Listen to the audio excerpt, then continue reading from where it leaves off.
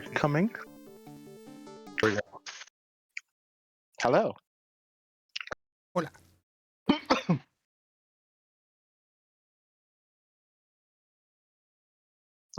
Once everyone is in Fantasy Ground, would anyone care to do the recap?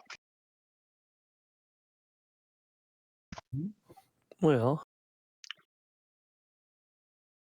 Go ahead, Rai. we ended up getting to the camp where the druids were. The Druid Grove, yes. Mm-hmm. And Most of us. We trust Flynn to be able to hyper sprint a couple of days. yeah, Finn will be on the backup there. And they greeted us. I believe we did a lot of shopping last session. There was some discussion on like Danesh stuff and how like his upgrading stuff works and the cube and how it works a bit. That's right. Yeah, it was a bunch of discussion about that. We got a text to assistants. We welcomed them before we took off. Mm-hmm. Well, Moira did specifically. Yeah. Indeed. But yeah, I mean, most of it was like kind of like theory crafting that happened last session. We ended up getting to the camp, and we were preceded by the Silver Dragon and the what are they called in this game again? Wolf Dragon. Colo. Colo. Oh, yeah. Colo Dragon. Mm-hmm. You found out that apparently he had flown, the Colo Dragon had flown in Shazik and been shot at, and then just left. Yeah, I got friends coming. Watch this thing, please. Thank you. Pretty much. Shazik just ultra instinct everything. Mm-hmm. We discussed things briefly with the general group before Lorelei went about trying to find the parents of the two teenagers that caused the whole problem, and we found out that the parents had actually already went to the other grove seeking a solution, and probably not going to bring about a good end result if things are going the way they are. And I believe that's kind of where we left off. I'm trying to remember anything else that happened.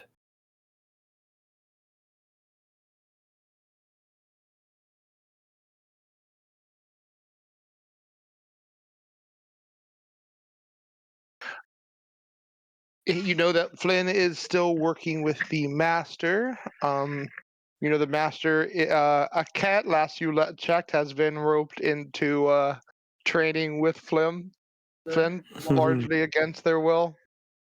I think no matter what, it was going to be against their will, whether they trained or not.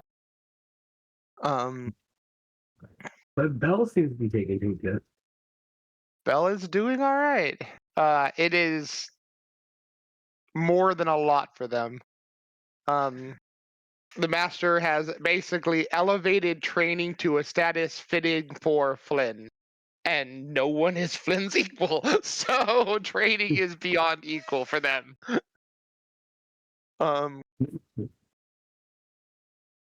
But yeah, and those who have observed, Flynn is a prime human specimen, and he is actually being pushed to his limits by this outsider. But Flynn seems to be taken to it well.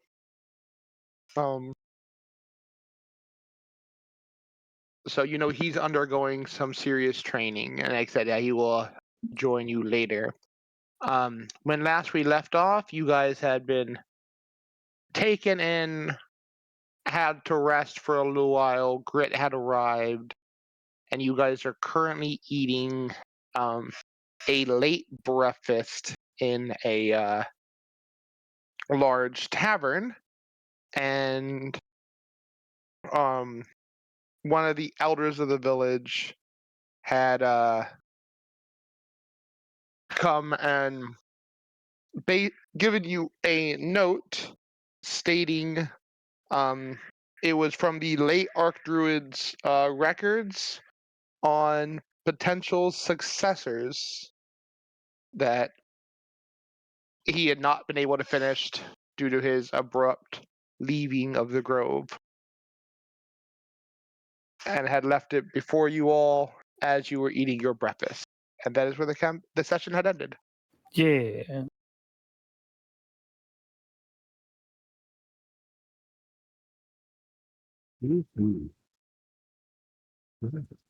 It's happy to tag along with any of these things, but is otherwise actually fatigued from his travels, and is just literally eating and enjoying the company.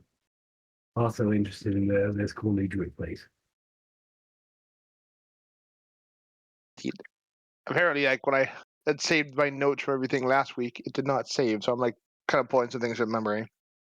So if I gave a name for someone and it I gave a new name this time, and someone had written it down, feel free to let me know. My file, it says I should have all this stuff here, isn't there. Luckily, I had put like some of it in Discord, like the note of like the potential successor that I've written everything out is not in my actual notes. So luckily, it was in Discord.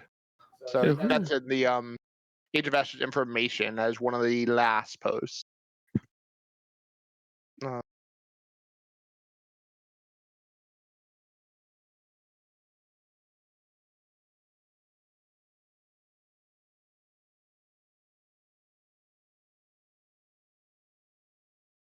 Fatigue of added degree. Yeah. Welcome back. I'm assuming someone's having mic issues.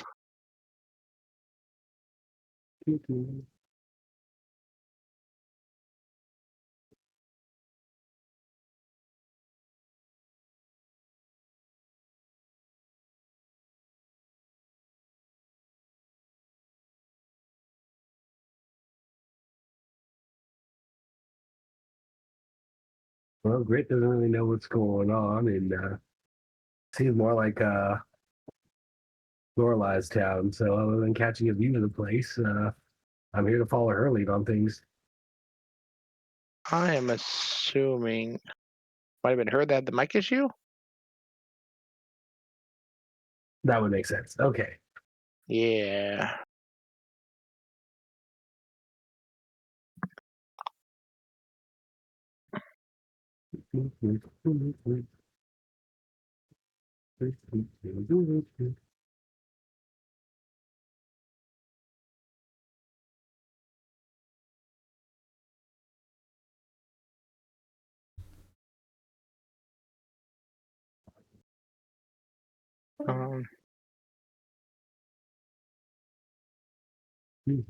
Might have been like an internet failure. There's normally that takes Discord a little bit to catch up. That you actually lost internet connection.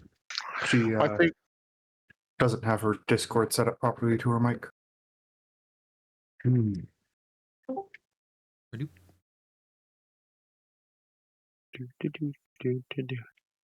Or Discord just decided to change a setting randomly, an update or something. So it's not set up correctly to her mic. Yeah. Definitely happened. Series. Yesterday, my Discord randomly had my volume out coming out of my monitor. Nice. The best speaker. Right. It do that. Windows deciding that, oh hey, this is now at this volume now. Why? Well, the best way to do it is to put the volume in at your speakers. That way, anything that comes out of your speakers gets put back in. Yeah. Right, recycles. I'm usually a fan of recycling, but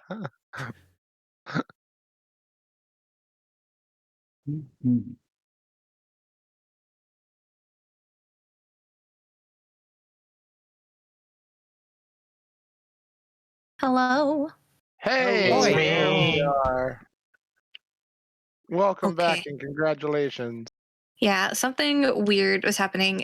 It's like I thought maybe it's the whole like, oh, you have your mic on Twitch, but you have your mic on Discord as well. And it's like, but it was just the push to talk. Voice activated is fine. However, push to talk worked last time I streamed this.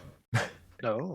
And I wanted push to talk so then, if something happens in chat, I can talk to chat with Yeah, they have it interrupting. coming through to us. Yeah. Of course. But for some reason the push to talk part isn't working. I'm going to see if I can if changing the keybind will help. Here we go. Maybe that button on your keyboard is broken. Oh no.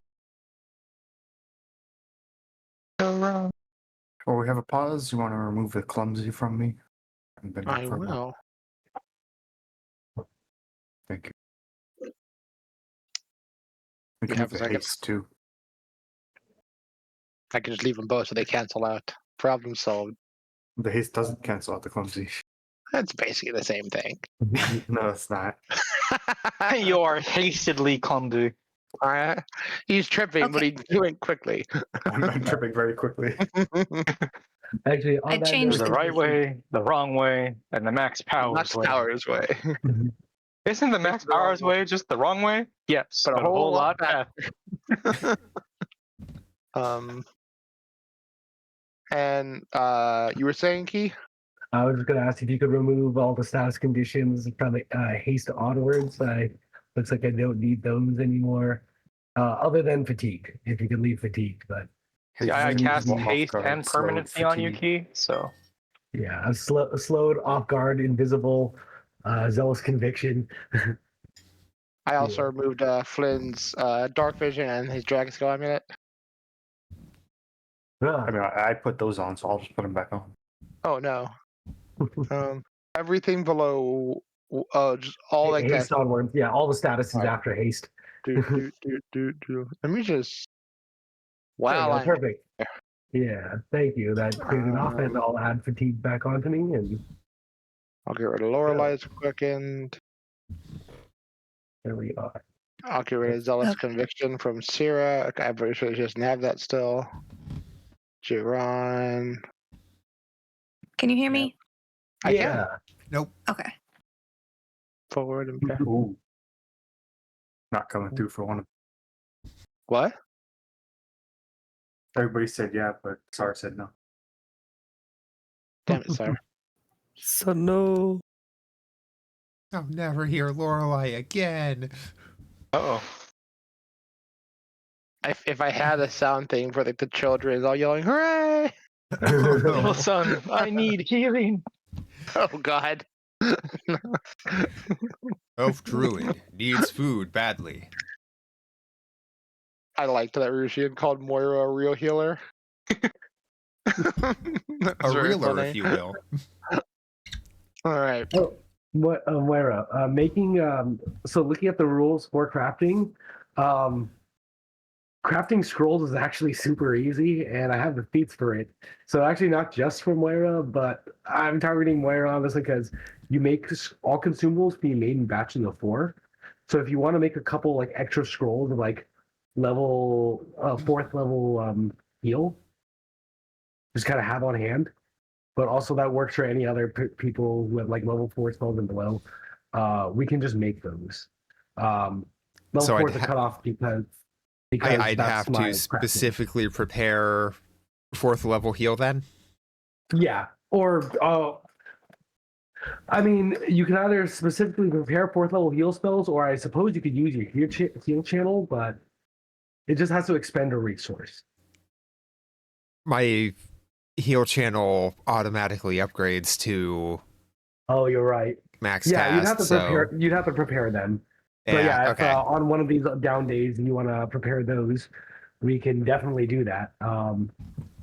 And likewise for anyone else who has like level 4 and lower spells that like are useful to have an extra of, So you can make those pocket spells actually way easy. I have talking corpse just in case. That's always fun. I would like. I mean, here's the thing. Grip would also not mind having just an extra version of any of those spells that are normally outside his spellbook, because I have trick magic item as a feat, so I can still use these scrolls as well. I'm definitely holding on to one or two of those level 4 heal spells, because yes. So, but yeah, that's so useful things. Very cool that we can do. And again, they're made in batches of 4, which saves a lot of time. Is it just one spell expenditure per batch, or? No, one spell. You could the batches of 4 actually be several different items. So Oh, if you want okay. to go so you can make up to 4 scrolls at the same time, Okay, and each of them requiring their own cast. gotcha. Doubling up in batches just makes it kind of nice and easy.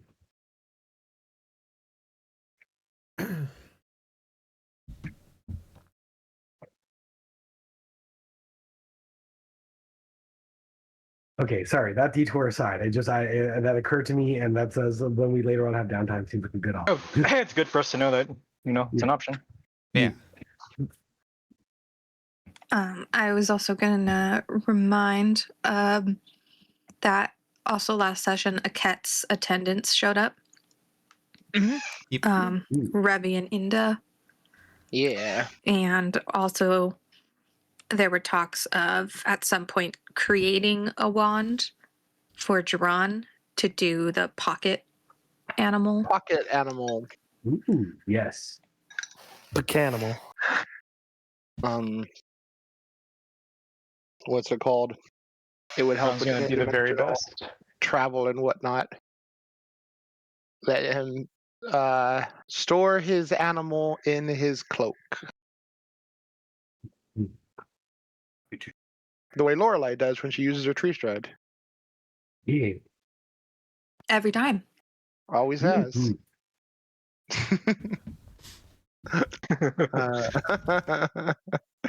DMing in retrospect. I mean, it's just a level 1 spell. Of course I knew I had it. Yeah. Yeah.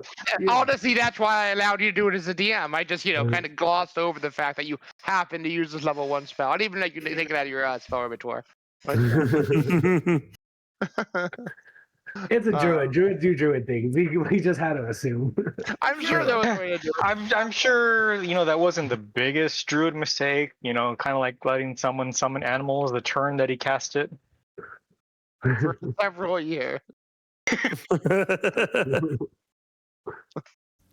And haste giving it extra standard action so we could use it for spells, because that's how it's always worked. Exactly. Like 5 years after that campaign, haste ever gave us action? Yeah, it did. No, I pull up the old core rulebook. See? Oh. Okay. I don't know. I've never made any mistakes with what my druid could do. So True, your druid could do it. Awakening my animal companion. I've never made druid mistakes. Trial and error. You learn a lot of things in trial and error. And some things are, make for good stories later anyway, or just, fun to have in the game anyway. Right? Hey, I rebuilt my entire character. I'm like, I want to keep this as a theme. This is how I could do it if I retool. Yeah. But yeah, so we got that the notes. So everyone could see the notes. It was left on the table while you guys were eating your breakfast. Yeah, so I'd make sure everyone could read it.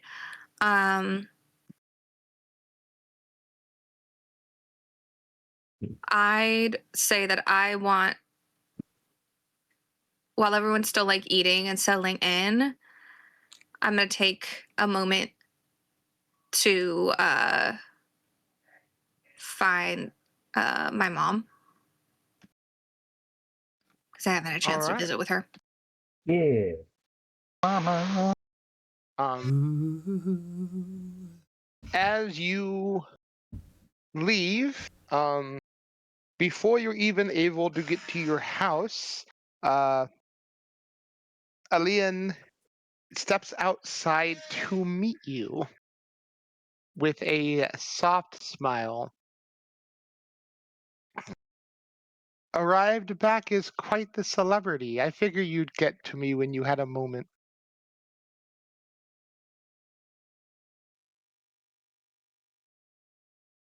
One second. Sorry, When Mom, I'm you not have ready a to talk to you. No, we have a That moment has not arrived yet, neighborhood Mother. disturbed person screaming outside, Hmm. There. It's just Oh, the love timing it. was as he funny. does occasionally. Oh, hi, Desert. So You finally yeah, have a had to moment for me. close- Just one moment. I'm sure half Exactly. the people that live there are. Yeah. It's just the local hedge wizard. Hey, you could be part of the other half eventually. But yeah, Potentially. so he is having a moment outside. So I got distracted. Hi, Ma. I will just give her a hug. She would smile and hug you with great enthusiasm. Were you a more delicate individual, it would be uncomfortable. I mean, I'm a druid. I love bear hugs. Right? Hey, That's true. Hurry. again, Drew, it's kind of a hand in hand. Druid, it was given. Only a small percentage of us. I know that well song. But yeah, yeah, this is is a little unexpected. Returning this time and everybody It is coming out. regretful you were caught up in this mess, but I've kept tabs, mostly through the Arc Druid, that you have been well. Though I suppose I'll need to acquire a different means of divination now that he is elsewhere.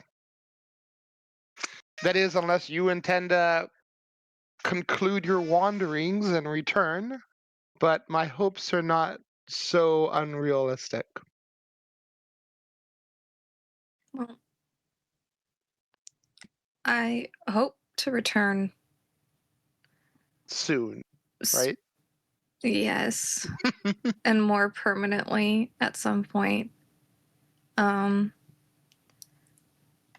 You know, I would return now if fate would let me, but there's so much still to do. I feel like I'm a part of something, and it's much bigger than the Grove or the internal relationships between orders and tribes. Like, this is something that will affect, I feel, everyone, everywhere, all at As once. long as you were not still obsessing on finding your father. I came to terms with that a long time ago. And it is important that you do too. Delving into that realm is dangerous. Well, the way I see it, it's the first world has had its hold on me since I was born. I mean, it has forcibly stolen me there multiple times now. it took 50 years from me, and I don't even get to remember what that was. And then it did it again not so long ago. I feel like there really wasn't much way to avoid it. No matter what, it was always going to reach out There every are now and then. many a great predators in that realm, and I do not want you to become a victim of them as Almond did.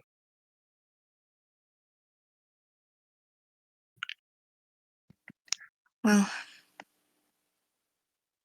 I mean, you know, the worst of them has already turned an eye, has one fixed on me. I don't think it's one that I can get rid of until she's bored. All the better to keep as far away from that place as you are able. Well, what You- if I told you, though, that I'm actually really close to figuring things out? As in, there's a chance that the king and or queen may help, considering the hag queen is trying to pull some stuff. Getting involved with witches has never served anyone well, and the untamed lands are just as chaotic and violent as they've always been. It's just the world is more knowledgeable of them now. Whether that's a good or a bad thing, I cannot say, but druids have been being corrupted and distraught in that region long before its current ruler. That is for sure. Its last ruler aired the ear of a druid who was as wicked as any corrupt fae. I am sure rulers prior to that were no different. We coexist well enough with the fae here, but it is still not uncommon for denizens of Druma to get wrapped up in fae politicking or mischief and disappear as much as anyone else does. And it is a fool's errand to try to pursue them. Anyone who thinks otherwise overreaches. King or caster, one never wins long term when confronting the Fae or dabbling in the first world.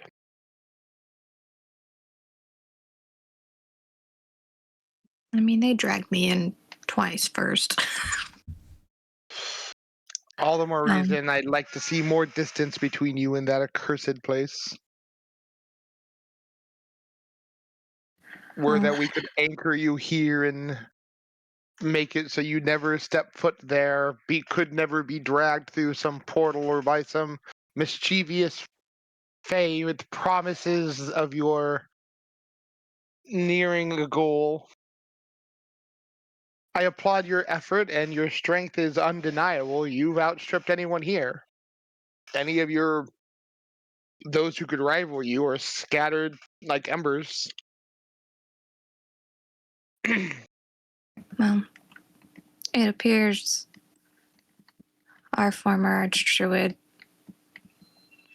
seemed to look pretty favorably on me, except for the Fae stuff, but that's also stuff that I couldn't really avoid. Too many are lost to those creatures in their home. I wish not to see my only other surviving family be victim to it as well.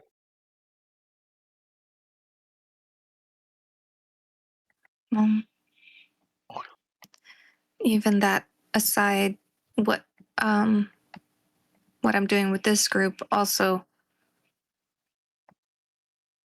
will keep me away for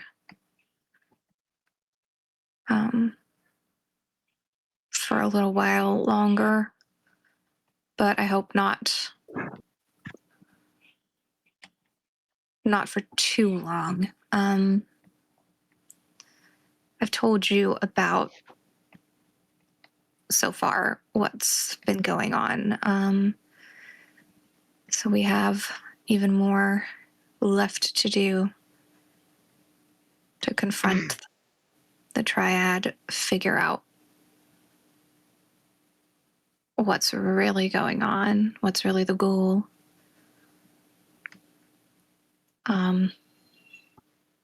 Take off the head of the snake, as it were.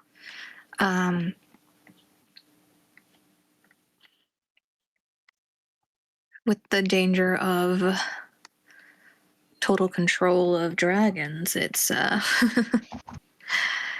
it's kind of very important to see this through. But I also have wanted to be worthy of stepping up for our grove. The fact that he at least thought I was one of the few who is means a lot. He was the wisest of us. I would see him as a fool if he thought anything less. The fact that he even has one or two stationed above you is a show of his folly. And sending those kids. He puts faith in those with hopes that they will rise the challenge without error. It is not always fruitful, but he reaps what he has sown, as unfortunate as it might be. My thoughts is, as you say, you are pursuing this scarlet serpent, and you work with with many of the younger race.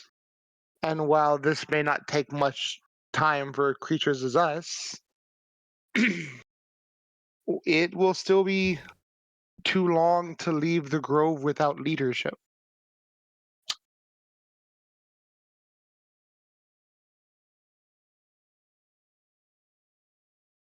That's why I'm hoping that there can be perhaps an acting archdruid in my place until Regent Archdruid. Until these larger matters are taken care of. They seem to be, they really are, they feel like the most important thing at the moment. Like I said, far beyond us. It'll affect us and it'll affect everyone else. And after being sent to find this group by our former archdruid, which has then set off everything else that has happened for me,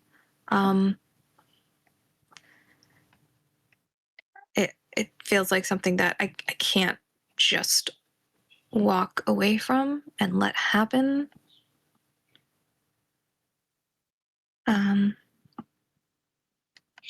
I want to help stop it, but I do want to protect my grove, and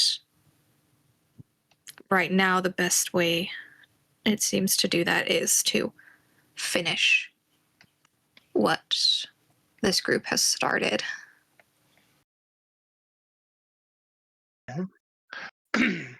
I had spoken with the Keeper of Flames when we were discussing your letter, and you are the closest and the first. So you were the one I convinced them to notify. The fact that the Archdruid went to you and his fate was tied to you made such an easy argument. But your word will go far in seeing which other druid steps into the position. Is this something you were going to seek your companion's counsel on? Or is this a decision you think you will make yourself?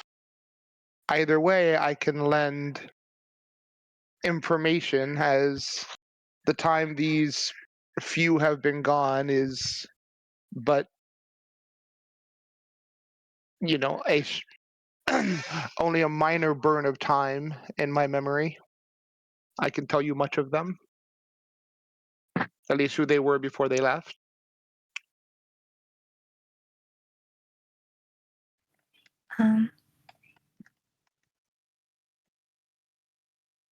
Yeah, I perhaps maybe discussing with the group first before we have our meetings where I address our members as well as any I'm assuming another private meeting amongst elders. But yes, also it would be nice for you to meet everybody. Very well. I anticipate meeting those who have stolen so much of my daughter's time. She says with an overall warm, if playfully annoyed disposition. Okay, well, they're back at the tavern.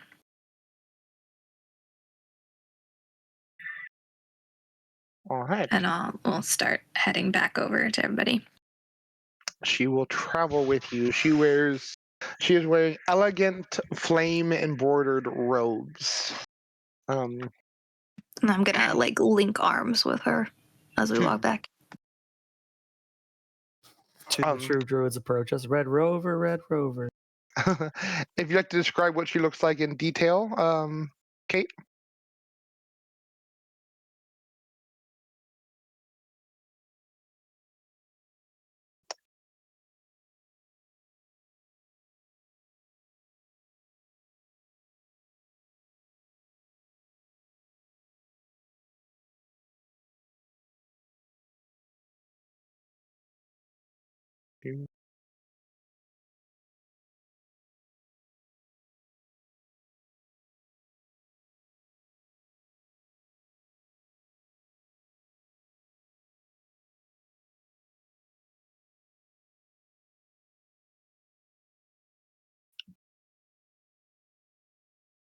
I'm not sure if she's one of the characters you have a picture for.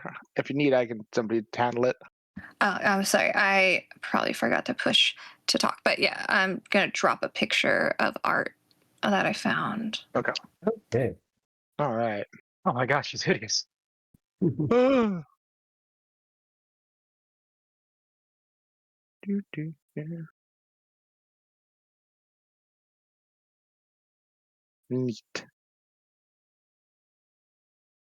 Good. So yeah, she's fair skinned. She has light blue eyes and very, very long blue ombre type hair. So you can kind of see a little bit of where the colorful hair comes from. And similarly, there's with Lorelei, little butterflies or fireflies and little things also He just does tend survive to gravitate around her. And she's tall. She's probably about the same height as Lorelai, which is like almost 6 feet at least. Mhm. 5'10", 5'11", 6 feet. And she's very graceful. All right. Well, as the pair walks in, she would nod to you all and take a seat at your large eating table. As is becoming customary with places you travel, your table is the center of everyone else's attention.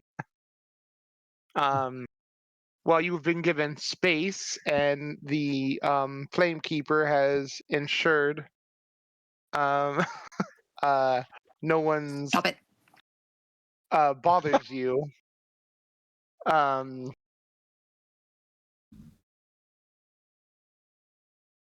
It does not stop the whispers, the comments, and the curiosities pertaining to your group.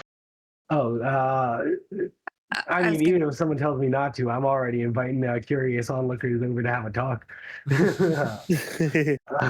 There are so many people. One thing that stands out immediately is, well, in other areas like Kovlar and whatnot, there would be hushed whispers and this side glances and whatnot towards you.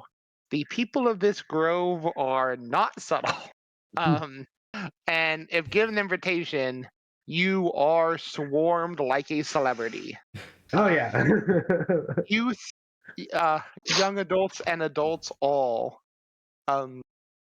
asking questions about you yourself as a goblin, and the adventures and what it's like outside of Droma.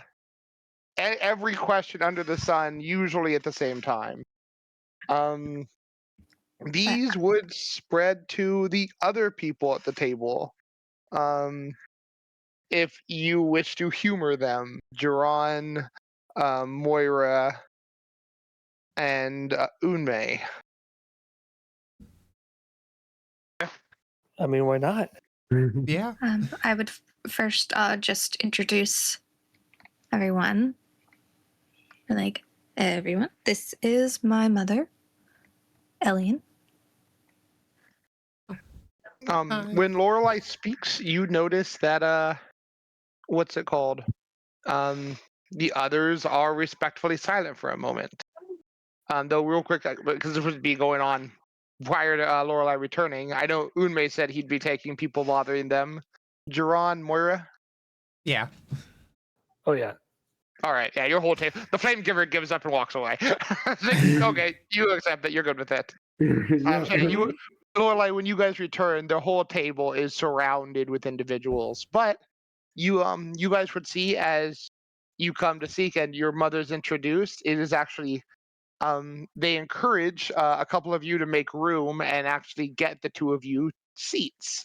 It is clear that both Lorelai and her mother are held in high regard in this place.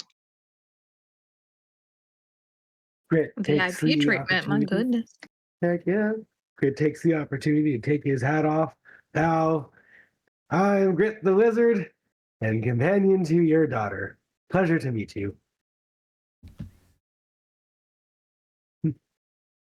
She lifts her chin in acknowledgement and smiles. Giron would lick his palm and then brush it over the top of his scale head. Giron, it is a pleasure.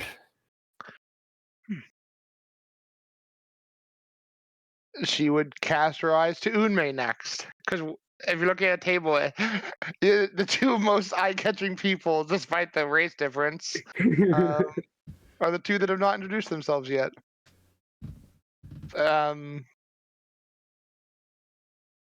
Almost equally so in eye-catchingness.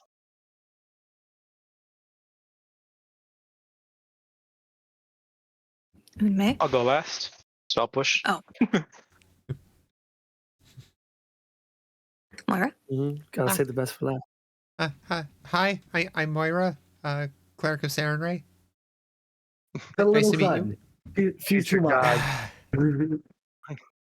You know, You need not. there is a perpetually just a small part of me that's like, maybe today will be the day where grit doesn't do that. No, it will not.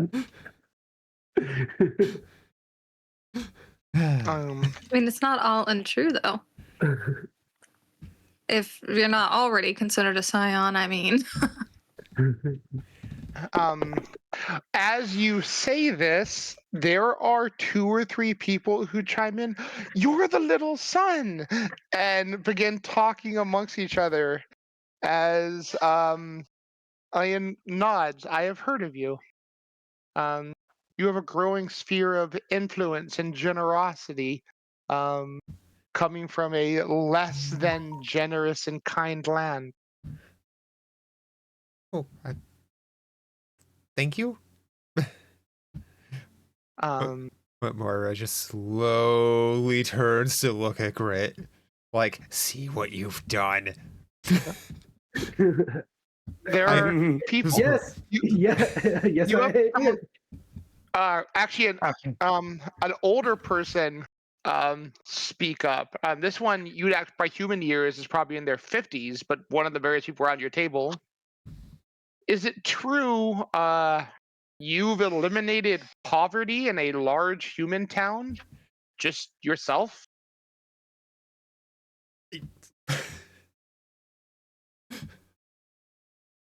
Moira just like, what? Elbow nudge. She's kind of a miracle worker.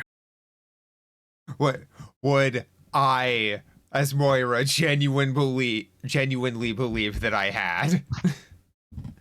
You've literally cleared out the homeless shelter at Breach Hill, yes. They all live at your keep now.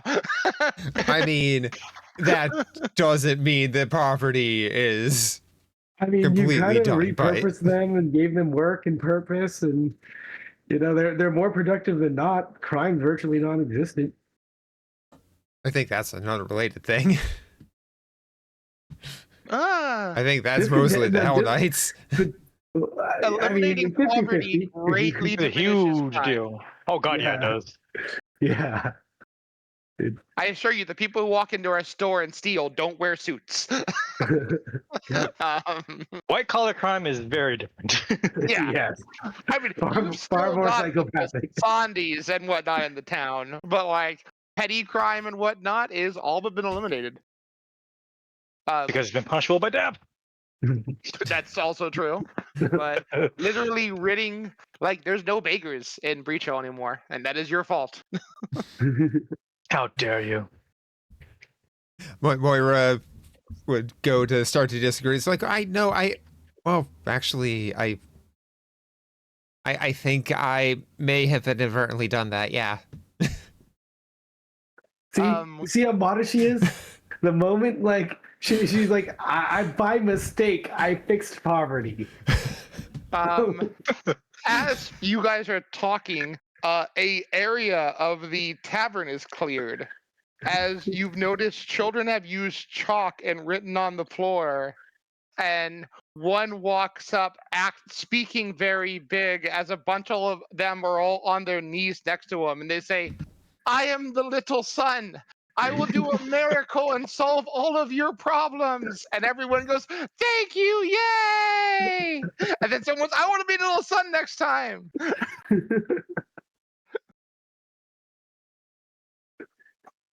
I am feeling very Road to El Dorado right now. You can actually cast miracles. It's tough to be a god. Why not? The kid who's proclaiming to be the little son, I'll cast Radiant Field on him. So it What crosses does that do? And that is great. I was gonna have Sierra go like lay down so he can climb on top, and then she'd ride him around like a noble steed. Also, Yeah. how close are they? Is the group of kids They're within a few like 30 from the feet? table. Oh So yeah. open area bright light. All right.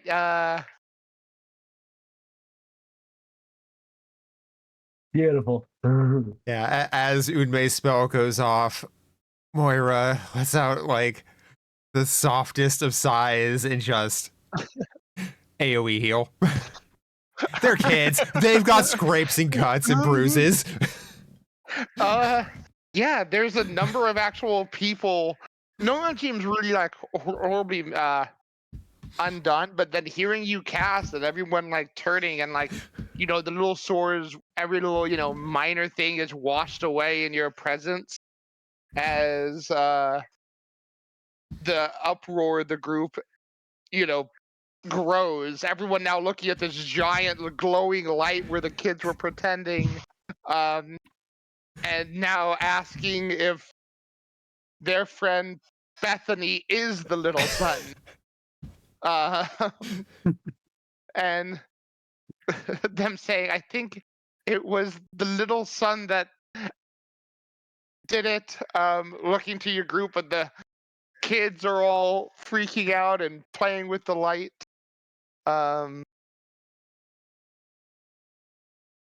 It is quite the event. No, I think that was all you. You're quite powerful. I'm gonna say to the kid. They look, everyone's like, well, I'm gonna be a little son when I grow up, and a bunch of others like, yeah, me too, I want to do the cool light thing, and rant and rave. And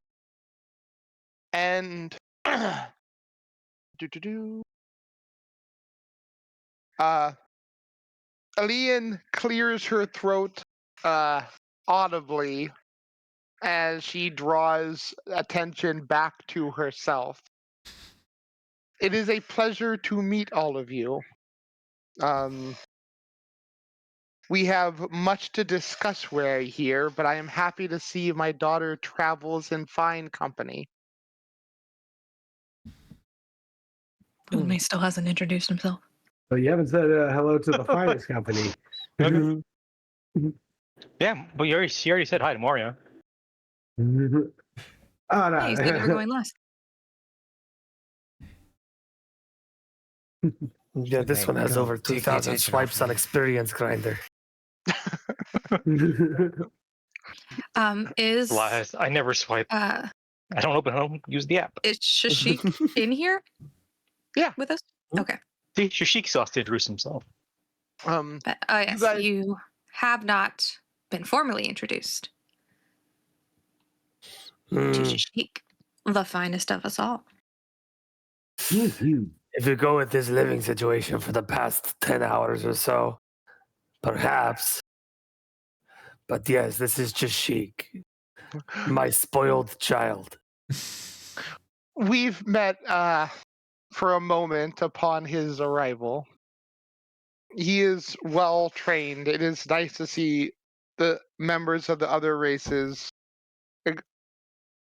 treating nature and its denizens as it is meant to be.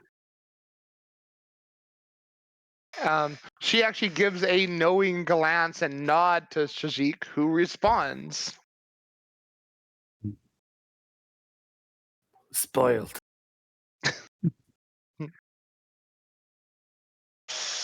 Great warriors deserve moments of comfort between the pains you all go through.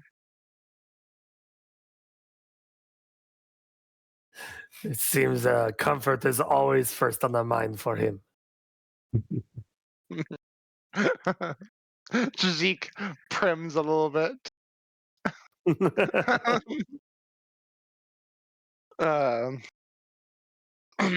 As a war beast, he has lived a great and long life. Many do not get that privilege. Mm-hmm. Well, as much as he is proven to be self-indulgent, he's served me well as an ally and a friend.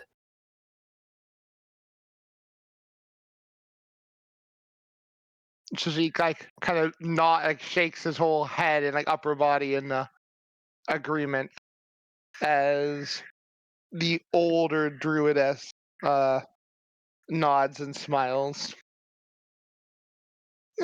He seems to hold you in relatively high regard as well. This is good to hear.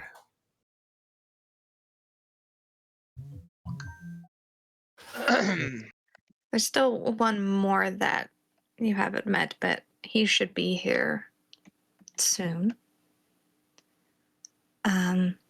In the meantime, I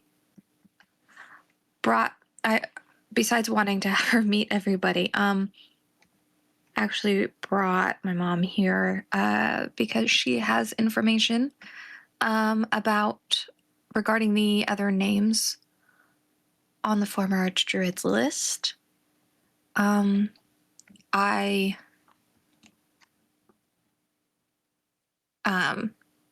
would be trying to like talk a little bit quieter. Like You will be hard pressed to speak in discretion with a billion people now hugged around your table. There are people actively touching you lightly from how cramped your area is. Okay, then I will talk to the group, the group that's gathered around us. There'll be plenty of time to answer more questions, or I'm sure Maybe we friends will should find be- ourselves a would love to place. demonstrate their awe-inspiring powers and whatnot. But could we have a little bit of a space Aaliyah nods. to talk amongst ourselves? You should bring your companions back to the house. The hearth is going, and we can house them with a better degree of privacy. Okay. Then yeah, I will just stand up and addressing the room.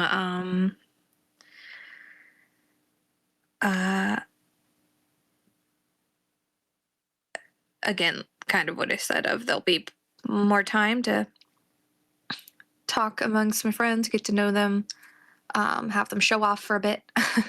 And also more questions, more of the bigger questions will be answered when we have our grove gathering. But thank you for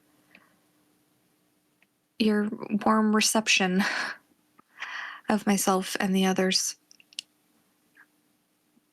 And yeah, and then she will kind of give like a nod towards them and then motion to leave to start heading towards home. As we make our way out, it's shaking hands and saying bye to people, promising more stories as they get when they get back.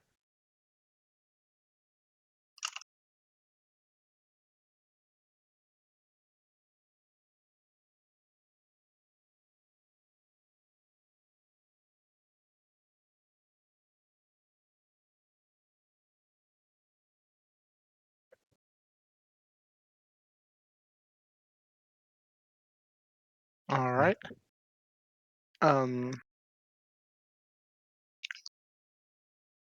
So was that aspect key?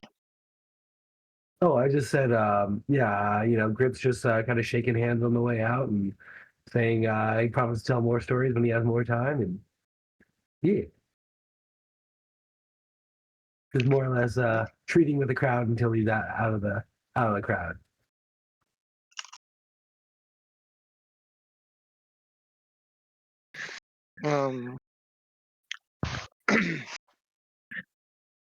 All right.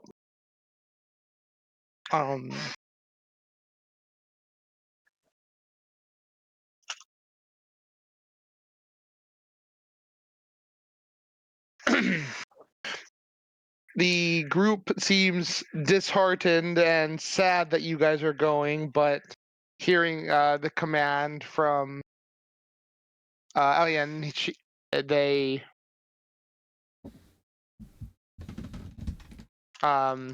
don't argue or bar your way.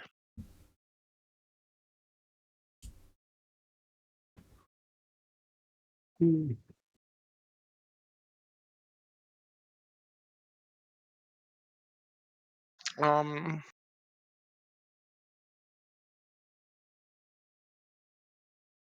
as you guys leave, switching gears, Flynn, as usual, you are pushed immensely hard on your in your training. And after the full duration of training, when Aket's long since collapsed and been released to handle her duties, and Belle is needing to take much greater breaks. You're at a point where you feel like your muscles are about to give out. When the master inquires if you would like to push yourself further.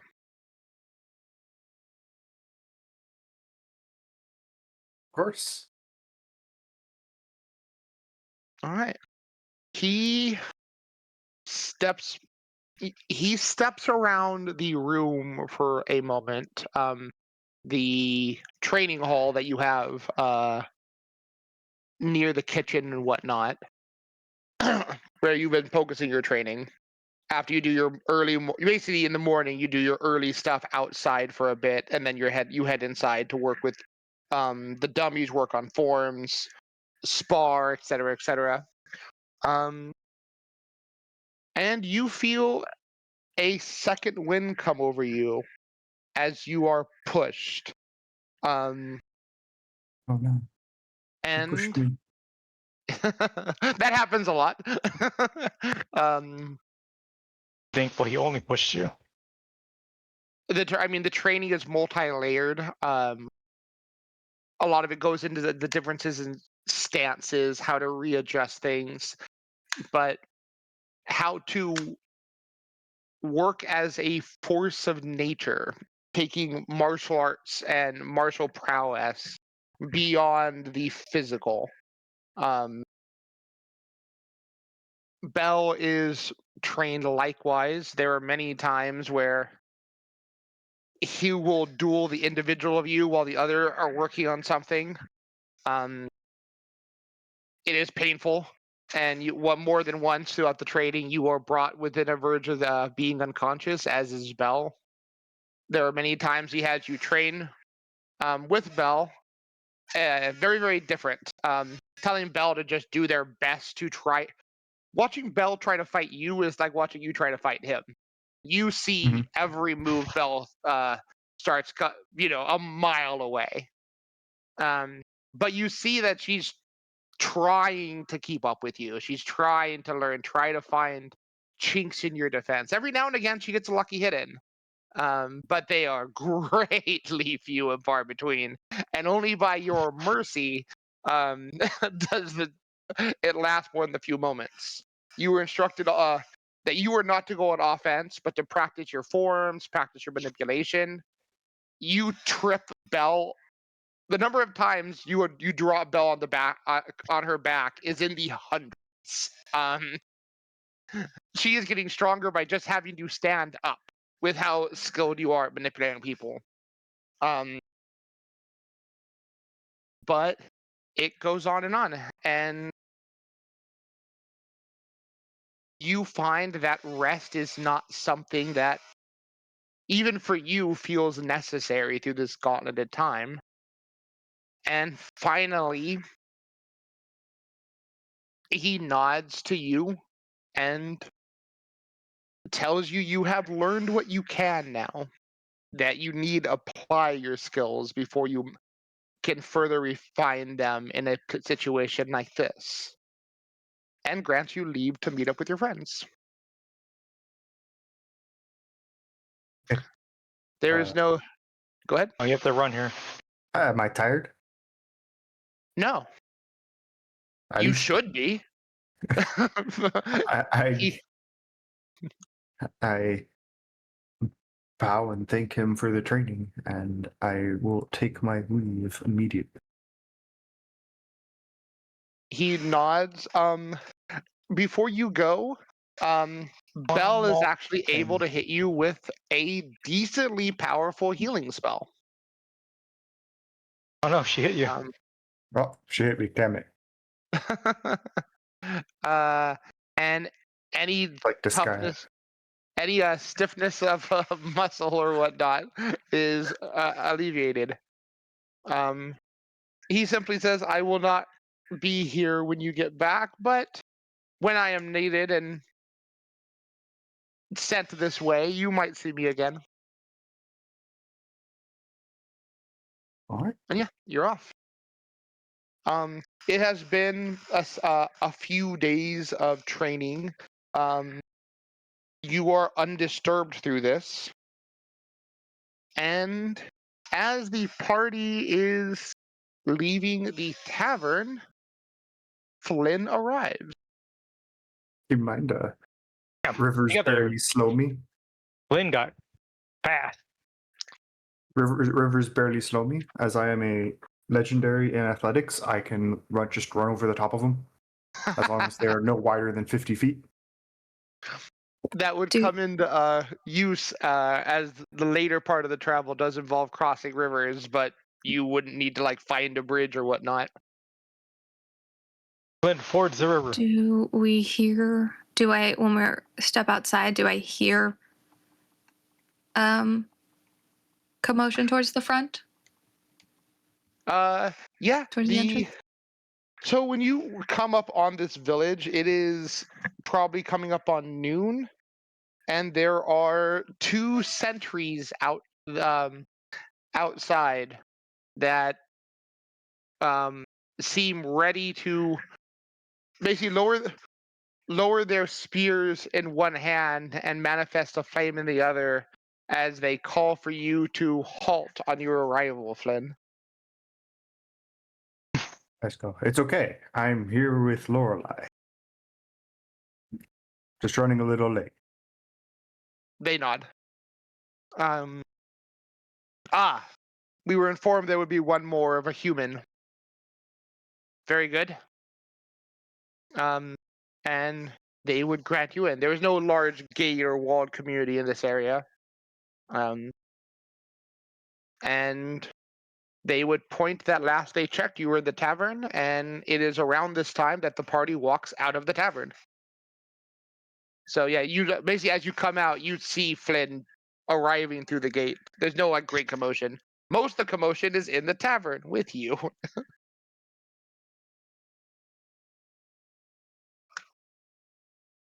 Oh, good. You guys are still alive. I look for Shajik. Were we supposed to be dead? I'm a ghost. That's not true. Well. There was a murmuring and then a phew behind. Already you could hear "Ghost of the Little Sun" from the children behind you guys.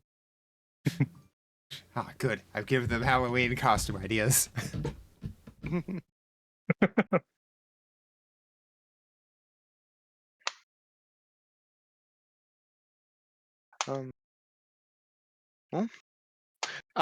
Leading the your retinue is a woman that looks fairly similar to Lorelei. As she lifts her head at your approach and looks to Lorelei, I take it this is your last remaining companion? Yes, this is Flynn. Flynn, this is my mother, Elian. He's single. Not really. Stop it. As Flynn looks at you and says, "Was your mother?" and then punches her head off. Oh no! Look what I learned to do.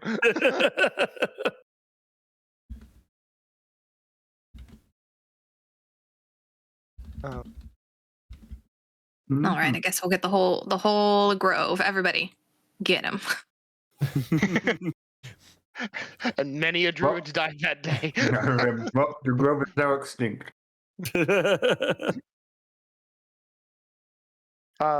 It's funny. I keep getting, they keep overhearing him described as the human, and I don't think that counts. Like, this guy can literally walk on air. Yeah. Yeah, Yeah, but he's bro. Flynn the Water. human. You Yeah, need a like dog. runs on water, I assume. like it's Earth. I'm a wizard, and I think this is shit's magic. uh, Human's an ironic title. yeah. Pretty much. She It's the would heritage. she would nod and beckon you all to follow as you guys are led into a moderate house, not by no means a hovel, but by no means like a mansion.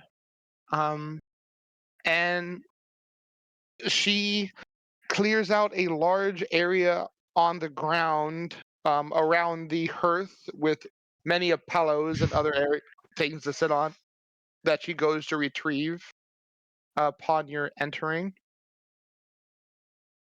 And I imagine it as a good mix of both stonework and wood, like a natural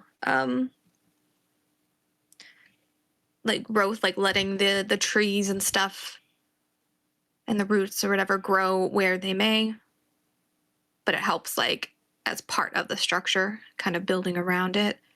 And then not only would you see like the fire going, but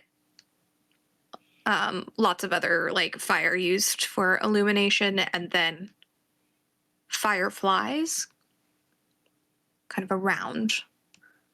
So instead of fairy lights, it's firefly lights.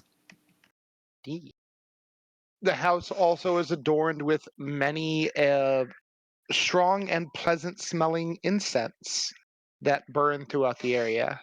And there are few shadows in this place. As Lorelai said, various scone-style torches line the area, a blend of natural growth outlining the stonework that gives way for fire. Hey, there you go.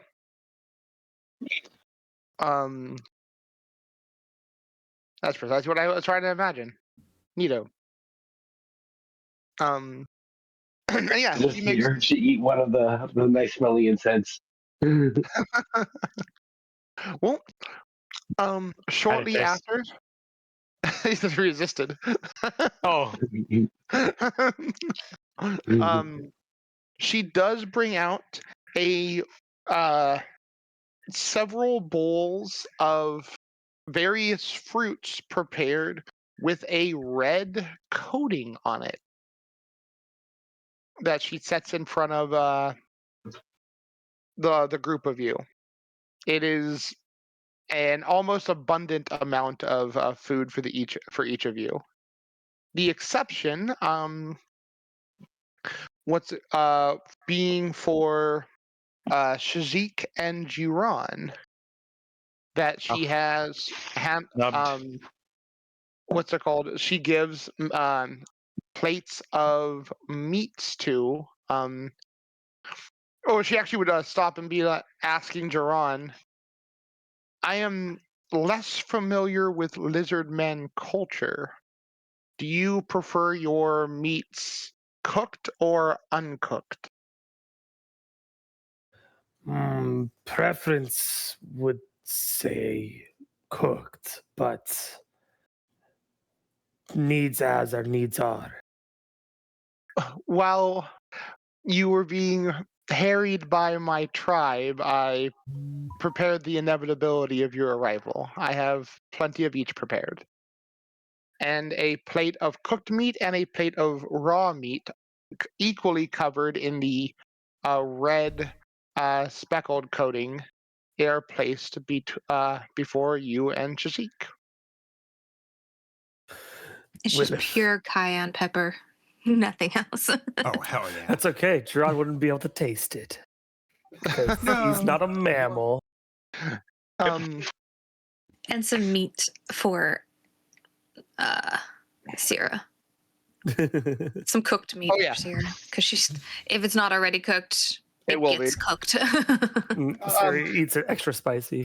she need not Nice little bring char. out the meat to Sierra. Sierra's been here for so many years; she knows where to find it, and Hellions. heads to the kitchen We to have get the her assumed and correctly so plate of food. And indeed, it is various fruits of differing levels of sweetness mixed, coated in a chili blend of at least a dozen different peppers. None of them extremely spicy, but different levels and different flavors of spice, coating each of the various fruits and meats.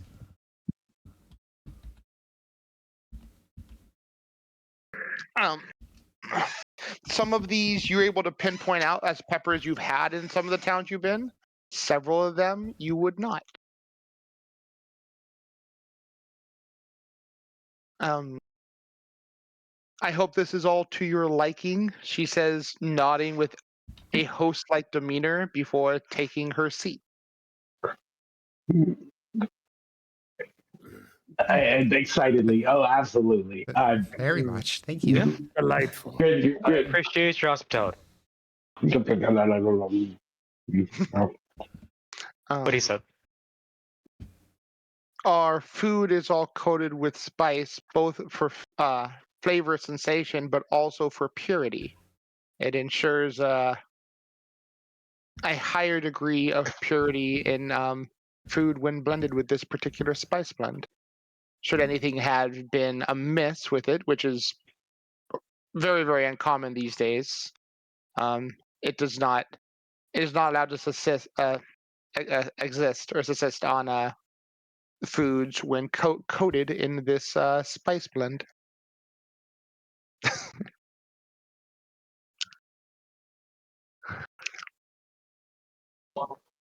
Good guilty, 'cause I feel like I could learn to live with eating food because in this all the time. I would actually say, Moira, with your knowledge of medicine, you know it is actually a uncommon in your areas, but not unheard of thing to use various strong spices and whatnot to fight bacteria on the things consumed. Is this entirely coincidental to the earlier conversation before game start, or Completely coincidental, yes. awesome? The minute I knew you guys are going to a flame druid grove, I'm like, well, they're going to be eating spicy food, and You don't know that. They toned it back for the visitors. yeah, Lorelai, you know that your grove can go a lot harder, but they're not trying to They burn toned it out back. your. What even is this? It is to you. It is spiced.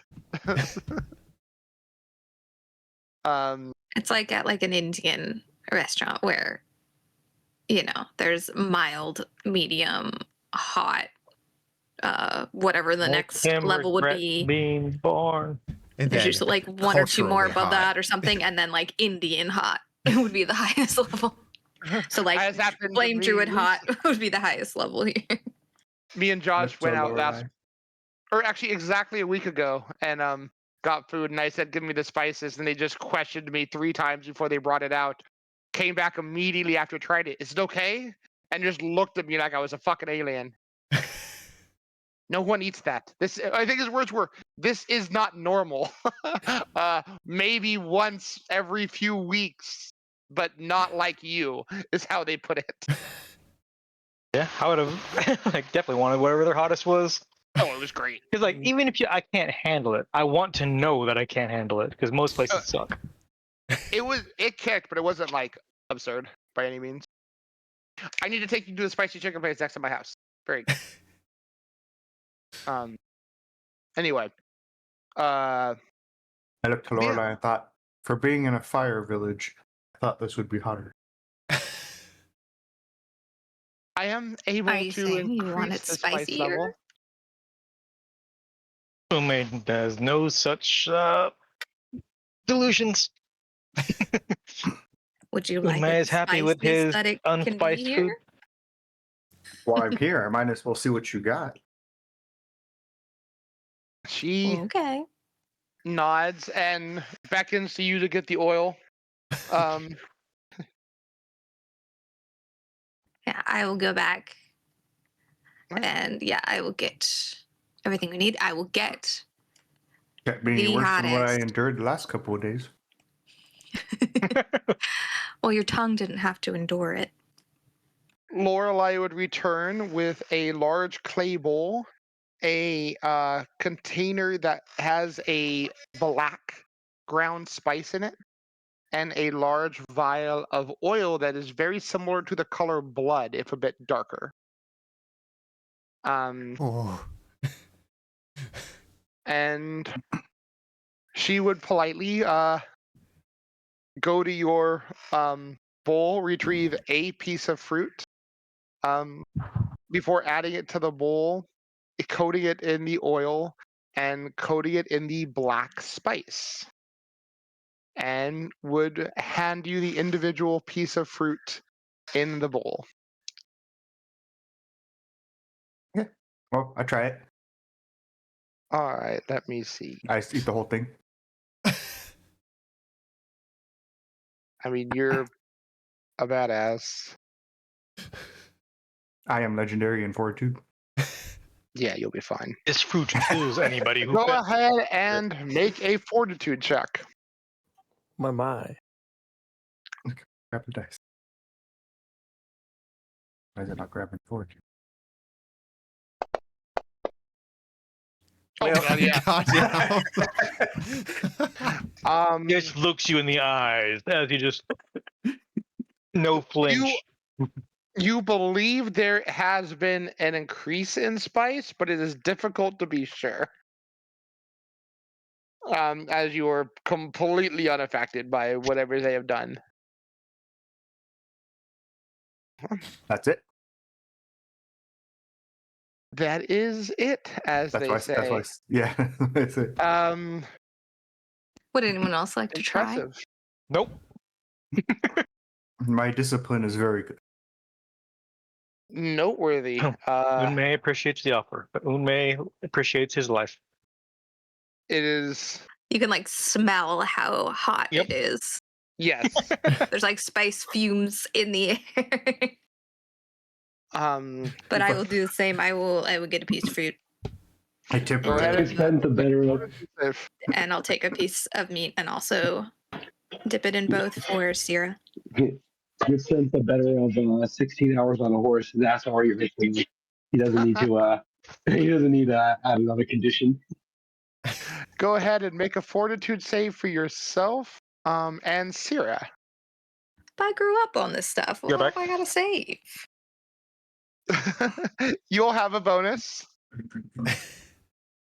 Sometimes it just hits You wrong. You were conditioned. What about You Duran? just can't critically fail. Oh, Duran's taking some too. Go ahead, Duran. Yeah. Is it spice? So yeah, Lorelei goes and retrieves several pieces of meat and fruit from your guys' bowls. Coats it in the blood-colored oil, and then the jet black-colored spice, and rolls it in the bowl before returning it to you. Oh, sweet. I don't remember how Moira fared against the spicy peppers from the Akuje, so why not? Let's gamble. If that wasn't high enough, I would use a point and re-roll that. Due to this being something you were accustomed to, you were treated as 1 degree higher success than normal. So while it would have been a fail, it is a success.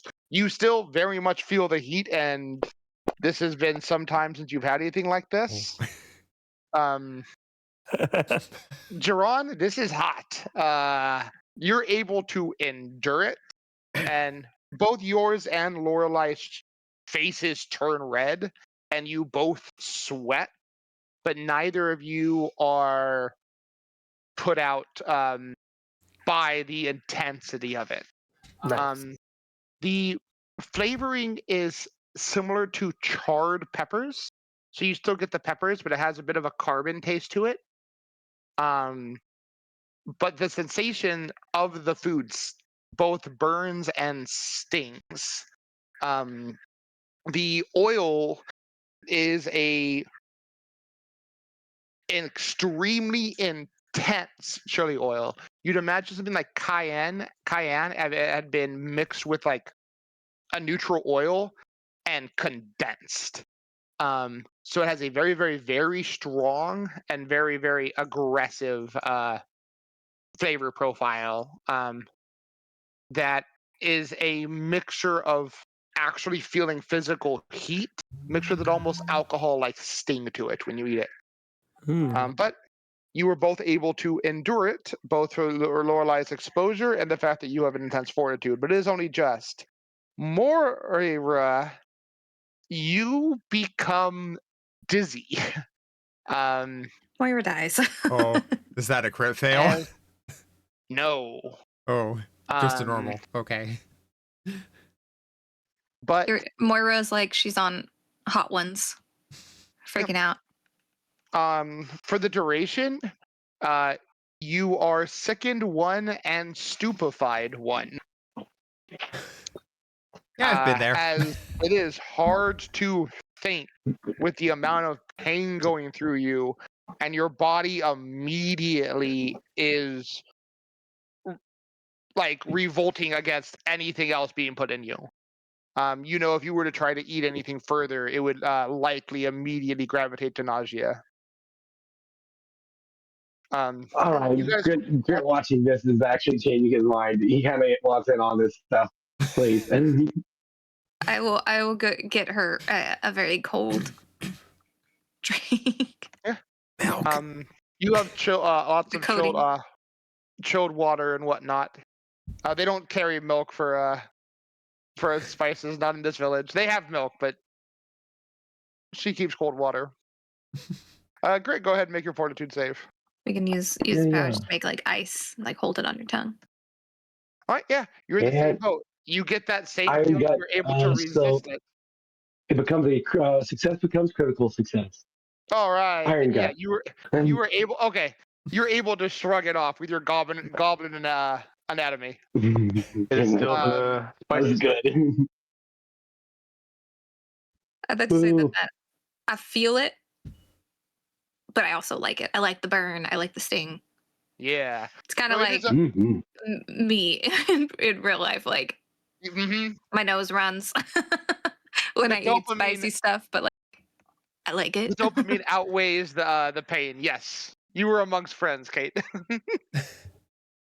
You will have to have you when next time we're hanging out in person. Me, you, Ruben, Chad. We'll have to Ryan. We'll have to indulge in some spicy food.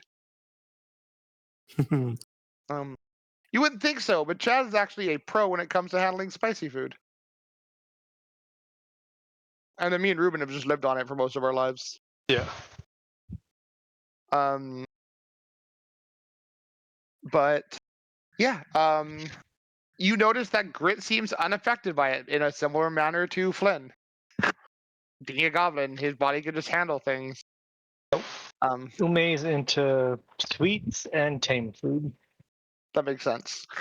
And like I said, as she brings it out, the food is very, very pleasant. You're just watching your party abuse itself. Oh, Various they can do whatever levels. they want. She would look to Lorelai. You travel in good company. I have not seen a group handle our strong spices with this ease in nigh a century.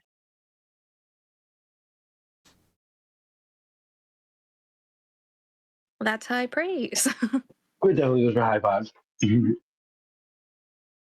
Very good. She looks to Moira. It'll pass in a few minutes.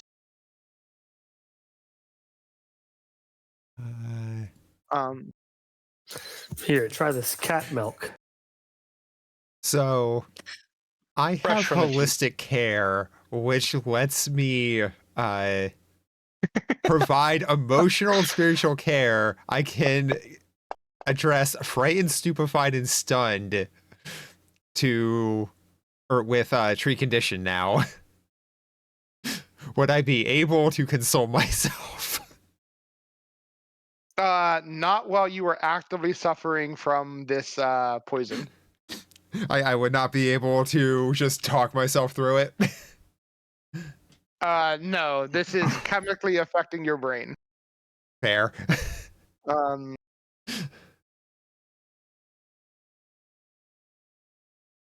so while you, like, it's basically like you'd be able to like, imagine it just repeatedly hitting you the same way spice repeatedly hits you.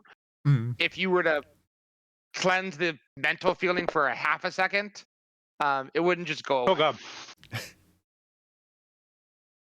I'm trying because I realize my peerless form isn't applying because the buff isn't actually working.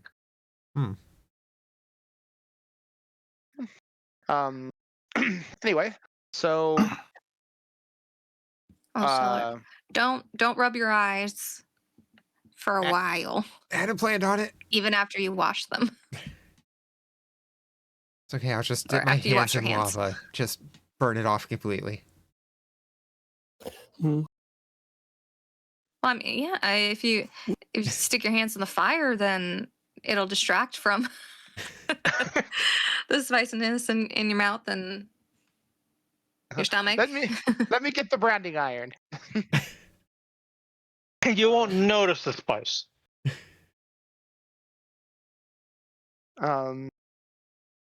But Have Flynn punch you in the face to distract you. I just need to be distracted, not killed. he punched you in the face, but he dips his knuckles in the oil first. Oh god. Oh Oh god. no! That's why they call him Fire Fist. Fire Fist Flynn Flynn. has taken one step towards evil. But yeah, you guys are given time to enjoy the food and relax. Before your host says we should address the names. The council wishes to either send word or preferably have someone go and speak to our leading candidate, whoever it may be. With leave, your group would be the best to do so. I thought is it Cinder Whisper? What's her name? That's Runa? my- Cinder Whisper. There we go. Whisper. I thought she said that they've all been contacted, They have. so they're on their way.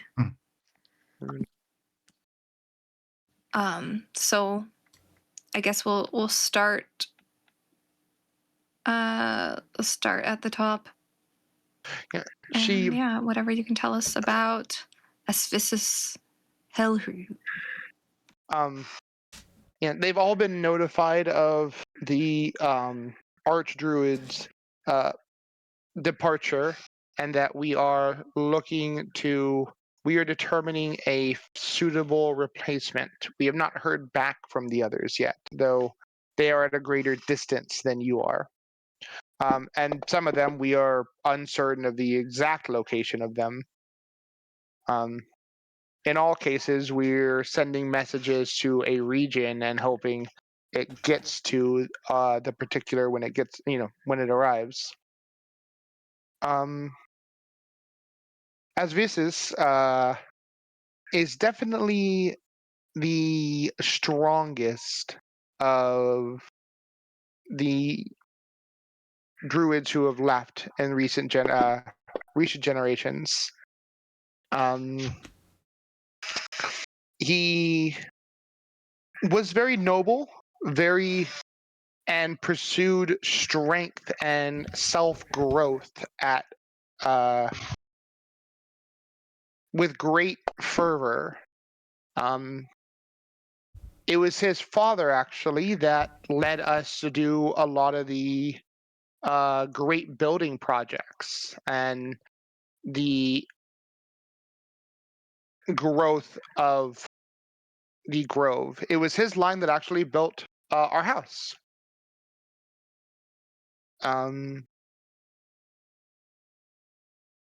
He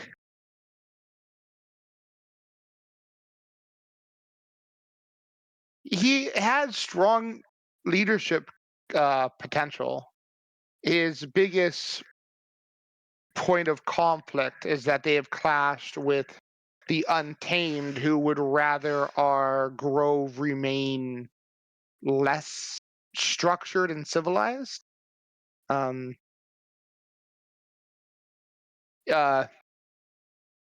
would know actually yourself, Lorelei, that since you've picked up the Untamed Order, you're not able to just spend great amount of times in your house. That's just the thing. You need to like not lean on nature too much. It'll even be a thing with what's it called? The keep, is that you need to make sure you are subsisting on the wilds and not leaning on the comforts of society too much. Was it so? You mean to rely on nature? Yeah, you cannot become fully domesticated by the temptations of civilization. Yeah. So you need to be someone who like kind of relies on the wilds to a degree and can't. If you're someone who lives a normal life, you will lose your powers. Lorelei, a normal life? Okay. Right. Well, as in like, living in houses all the time, relying on like taverns for food and this and that, not too much what's it called? Not going out and partaking in the wilds too much.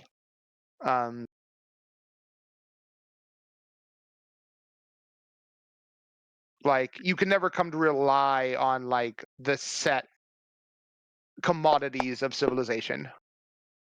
And such, that'll be a thing because even considering a actual house or place your home can creep into you losing your powers. An untamed druid who lived at your house regularly would eventually lose their strength. Robo wander, nomad, vagabond, name what you will. Yeah, hence that she is attuned to wandering. Yeah. Lots of traveling.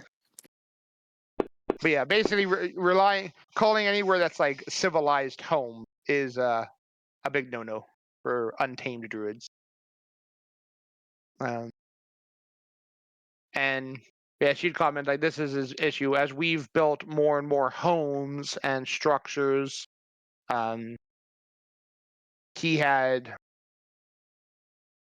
issues with that and would prefer us to be more leaning into the wilds. In the notes it says that he isn't a big fan of untamed druids. Correct. Which is why he wants you to lean more into the wilds. He doesn't like that you guys have so many homes and I was like, my bad, herp derp. Rewind. My wires crossed. He doesn't like that they think that way. His family. My wires crossed. I was explaining one the other. Yeah, his family built your home and whatnot. He wants your guys' grove to have more structure, more commodities, more things like that. And disagrees with the untamed druids who would rather you guys not have as many creature comforts and homes as you have. Sorry, my wires crossed for a second. But yeah, he doesn't like their belief. He thinks if you guys can grow your society bigger and have things like nice houses, taverns, and whatnot, it would do your guys' grove good, but it puts him at odds with untamed druids. You know that the untamed druids that you have in your grove don't even live in the town. They tend to have like tents and tree areas they rest in the nearby forest. Yeah. He is your direction, not in Ishgard to my knowledge, but I believe he is in Cheliax. There is a mountaintop tribe of storm druids he is trading with in hopes of gaining greater strength, as they are one of the stronger druid circles in the region. And, well, them and the plant druids, but we've had an antagonistic relationship with them, unfortunately. Well, I'd be lying if I said that didn't worry me. Storm druids in Cheliax. They are a barbarian and druid tribe that value strength above all. When we spoke to them last, he was going there to get stronger. We are uncertain his status. It seems what I would fear then is that him taking over would mean it would eventually turn into like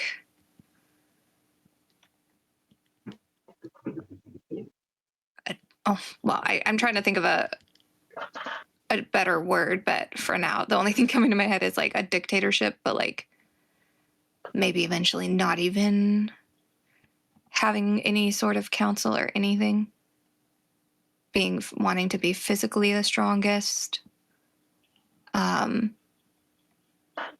It is the worry with those types that and get rid of a lot of the natural world around us, almost moving into industrial, like as his perfect future. he wouldn't do anything to defile nature, as he is still a druid above all. I think he simply would want more structures, as you would gesture, around you like this. But I do think you have right to worry that he would adhere to the belief that it is the strongest to have the loudest voices. There is an unfortunate advantage to having that mentality, because unfortunately, if you're dealing with hostile people who also believe in that, if they don't think you're martially proud, then they'll just push into you. Example, the Untamed Druid Order that we're currently worried about as well. Yeah, the plant order. Oh, the Plant Order, yeah. Yeah. Yeah, should we They end believe up might in makes right. war, it is the nature in its most raw sense. That is often how things go. Those who are strongest dictate the rules and territories. But he is it's but a one of temptation for that then to fall, step over the line and step into the mentality of like culling the weak and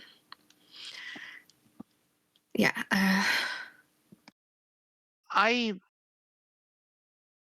think we would have worries of him in dispute with very loud people who are far beyond his strength.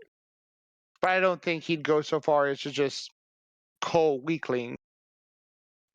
Well, in reality, I think he would simply tell weaklings to be silent. Would be the greatest worry.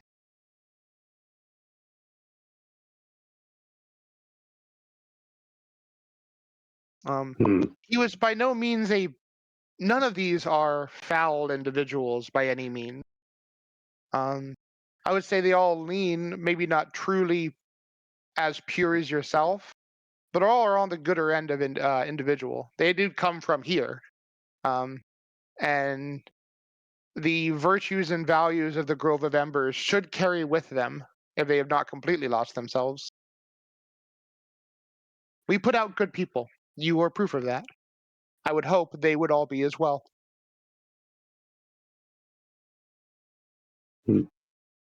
Yes, I'm just concerned where he's chosen to train in particular and their mindset versus training with choosing maybe a different order or circle of storm druids. Well, they are the most local, and we've always had a amiable relationship with them. The druids of the elements have always gotten on well. We've been at odds with earthen druids in the past, but for the most part, we've gotten on well with them more than any. Idealistically, we are able to see eye to eye very well. The aquatic druids are perhaps simply too far for us to interact with. They are on the far side of Cheliax, but he did not list any of their kind as potential. And I think bringing in an aquatic, I think any of us going to aquatic order would be, I don't know. It is uncommon for us to visit the ocean orders of the far west.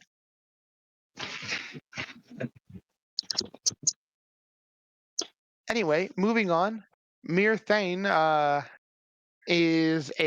a devout spellcaster of great renown. He actually brought in a couple of the rituals we shared with you before leaving. We know he went off to a volcanic region to up his talents. And we believe it is most likely in the Mwangi across the Southern Ocean that they've gone to train.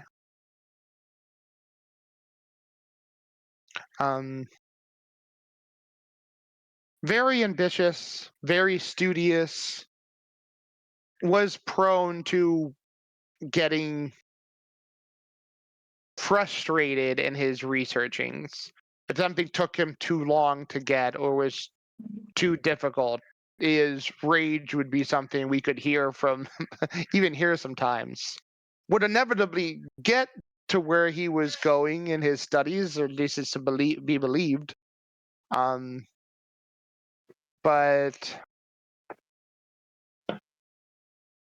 was not great and struggled in the process of getting there. Perhaps his passions made him a bit bullheaded, and it was like lighting. He is the one who would sit there, pull a log out of a river, and rage at it as he attempts to create a bonfire with the soaking log. He would inevitably get that fire going, but you'd hear him complaining the whole time.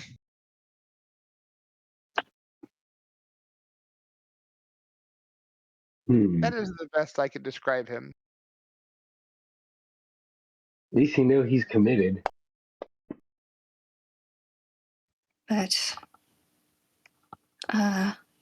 being easily prone to outbursts and frustration could also be taken easily by outside, other druids, other orders, to be seen as threatening or scare his own people.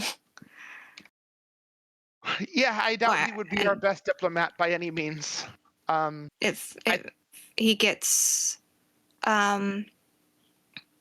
if his determination also blinds him to an alternative solution that would actually solve his issues and help him, if he would only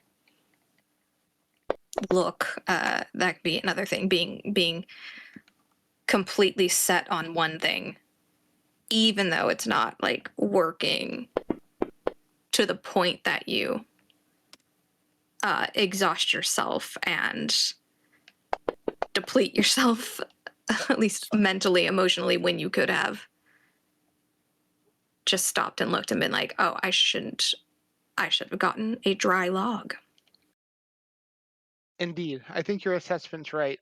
I think he would help us grow in many ways, but I think his brute force mentality would cause him to struggle in areas that are not as clear of a road to get there. But I do feel with what I've seen, he would get there wherever it might be eventually. But it would definitely not always be in the smartest or shortest path. I mean, if And we definitely would like a different diplomat.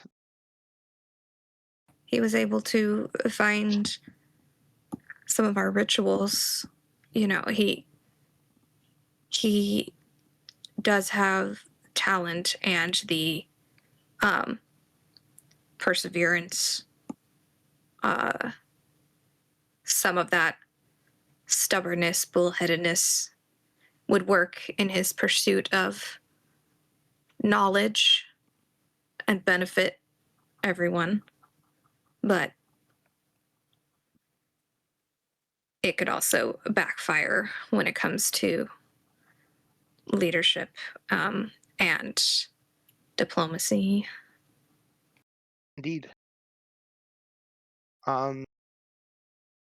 The other, Liness, is a shapeshifter who took to shapeshifting probably more readily than they did the flame. Had mastered over half a dozen forms before they had departed. Were even when they stayed here, were very come and go, but always came back with new insights and new knowledge on the animal kingdoms.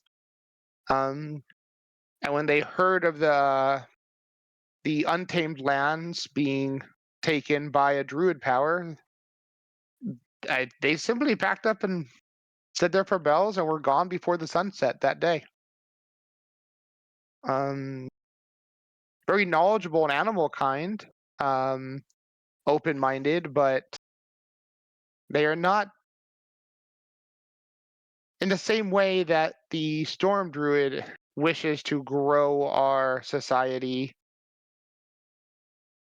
I worry, or at least the arc druid worried, that they would even wish to remain inside the town, as talented and knowledgeable and friendly as they might be.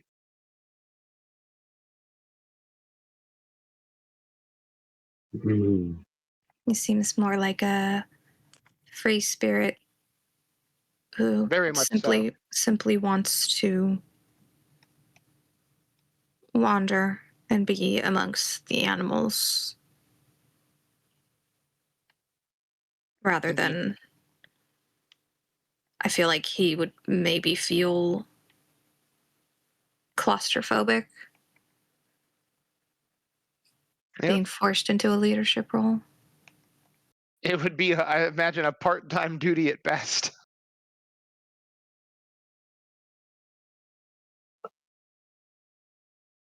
How dangerous is that plant grove again? Because at this point, it might be easier to try to rescue your old druid, your druid friends.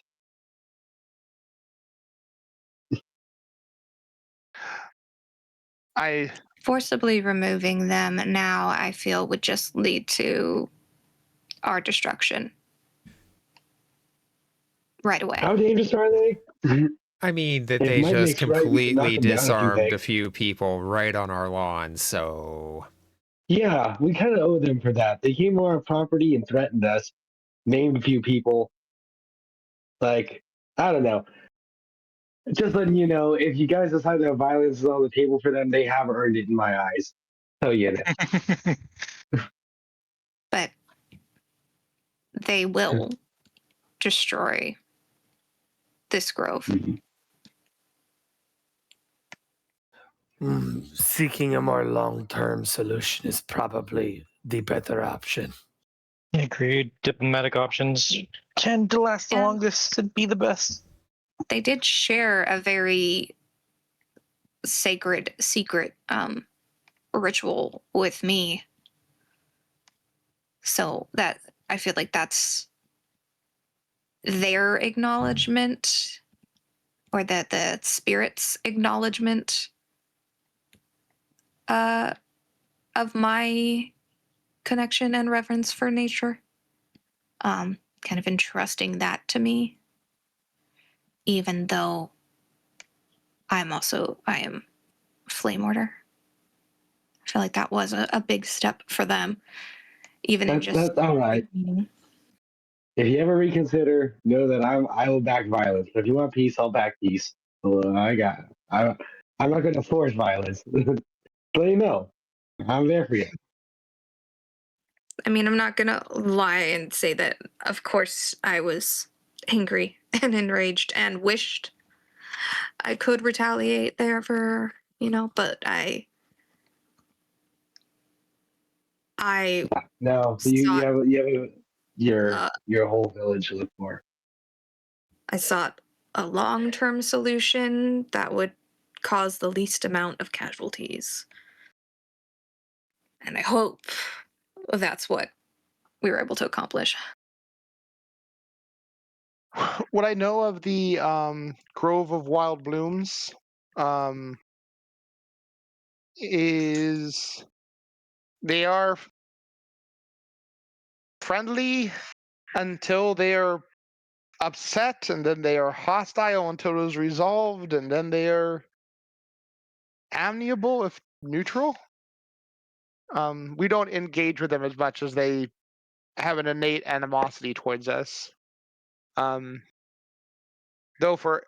in our benefit, many of us don't oftentimes seek out water druids for probably a similar bias. Though we are not innately harmed by water by any means, there is still many of us have elemental companions, as you've met Syrah, who could be greatly damaged by an order in their strength. Mhm. I'd say, despite the misfortune that specifically two of us have had regarding the plant druids, I think sharing a personal ritual with someone outside, especially someone that they just are automatically aggressive towards, I think is the first step. A small step or big step. I'd say a big step. I mean, you paid a blood sacrifice. A plant thing came and demanded sacrifice. It ate two teenagers and took an elder with it. Well, the agreement was I at least understand. just I'm not. 10, I 10 I won't years. fight it. Yeah. I imagine we will look to distance ourselves for those 10 years, but if whoever took over was able to form a better diplomatic connection with them, that would be preferable. But the issue is resolved the way it did. The last one that the Arc Druid had referenced is still an adolescent, an elven adolescent, but still. They have great kinship with the wilds. They are polite, they are well spoken, but they are very young. How young is young? They are 14. We'll get to 14 years in human. They mastered basic druid arts before they hit their 10th year, and have gained a growth since then. But if I am honest, they are still a child, and trying to put the mantle of leadership on them would be ill-advised. Are they only like about in their 50s, 60s? In elf years?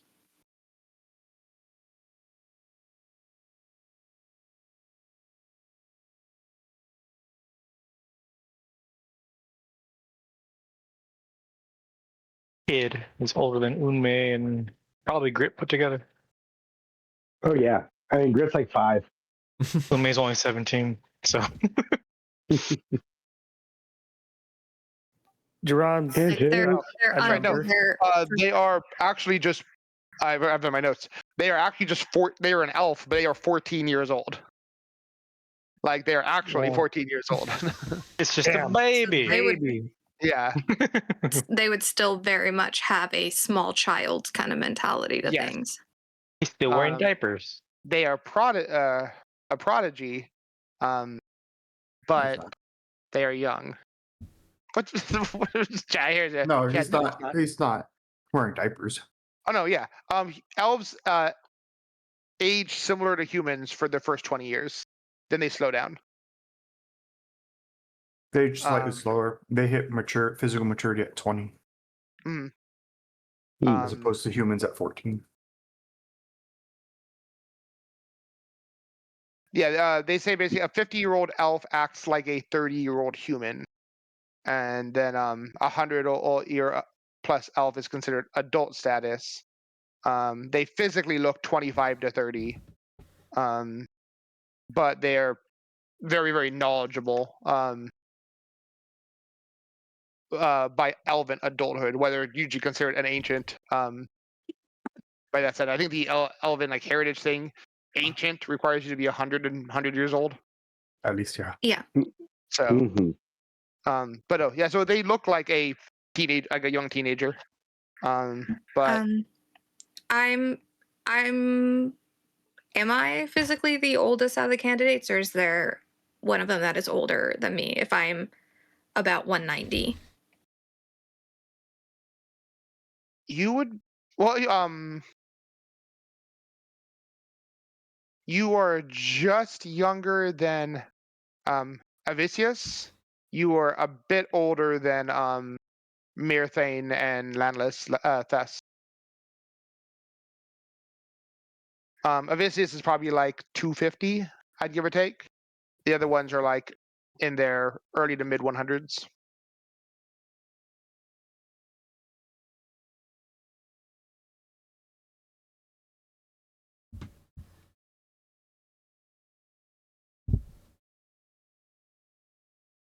Yeah. Because also druids can then also take like a D&D 5e version of like timeless body. Mm-hmm. And so even if they're human or another race, they can, and also elves can really slow down their aging. Yep. You would know that all 5 candidates that the elder suggested are all elves. They didn't put any other physical descriptions on them, but it is clear that Avicius was male. The others actually doesn't. The gender's not even mentioned.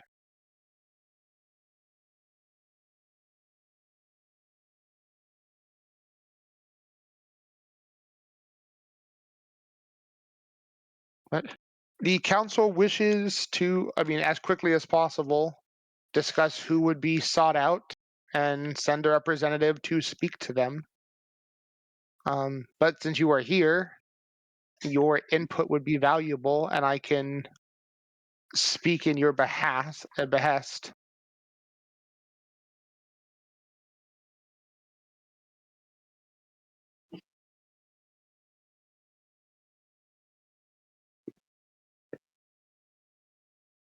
Well, without meeting any of them, from what I heard, the guy who built the houses, whose family built the houses, seemed like one of your better calls. If I had to pick between any of them, I would just have to say no. The kid, it's like that would be like leaving me in charge of a town all the time. I'd be good for No. like 5 days, and then I have a meltdown.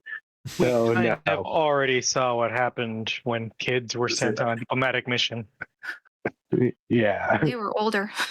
Yeah, they weren't kids. So, they were like adults, but yeah. Well, they were described as like basically young Yeah. adults, teenagers, young adults, and if they mess up a diplomatic mission, and he has to run an entire grove, I don't have much faith in that either. Yeah, I feel like Landless and Carr wouldn't really take to it at all. Landless would just rather stay aloof and feel trapped in Carfo, even though they are talented, a prodigy. They learned really quickly.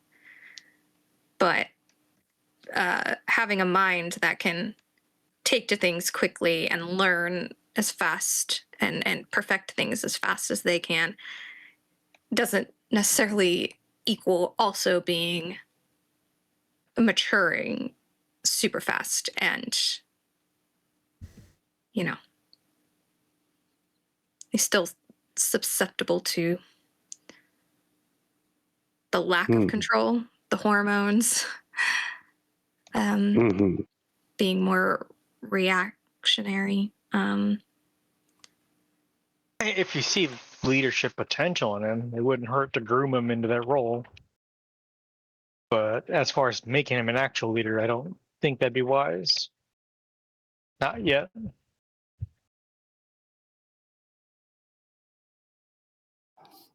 There's also something to be said about him accepting that he had made a mistake and taking responsibility for it. Being treated as a perfect prodigy, and then if he makes a mistake or a bad call, having that tested could be difficult, yes.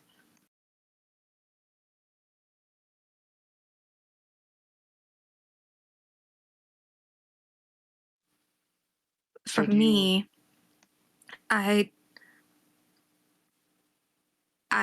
want to focus on a balance.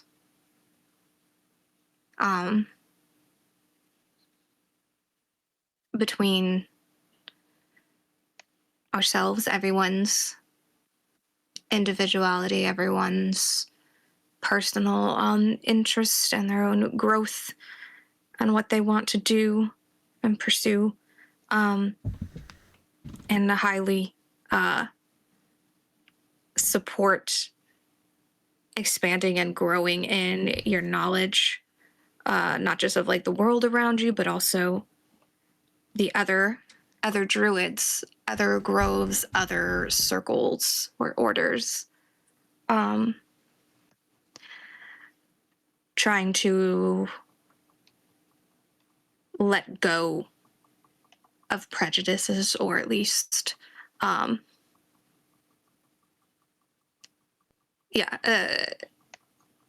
hostility just on principle instead of for an actual reason. Like the plant druids already hating us just by our existence versus then when something actually happened for them to and I'd want to always seek resolutions and things that will have longevity,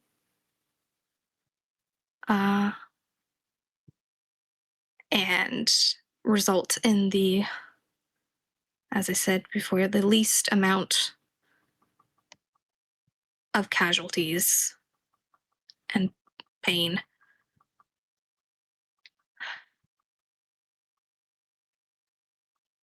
I mean, that's why I Bingo. You know that without question, none of these four compare to you, my daughter.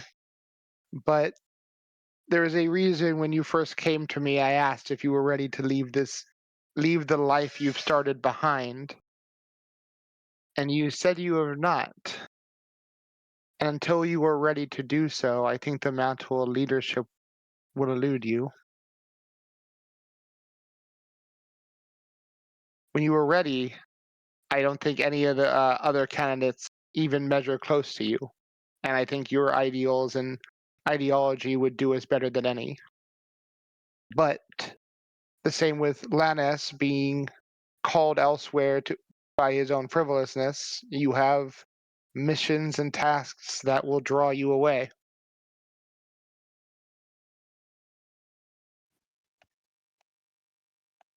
I think the leader knew that as well. My current tasks with this group are far beyond me and myself and my own personal growth. Part of it is to make sure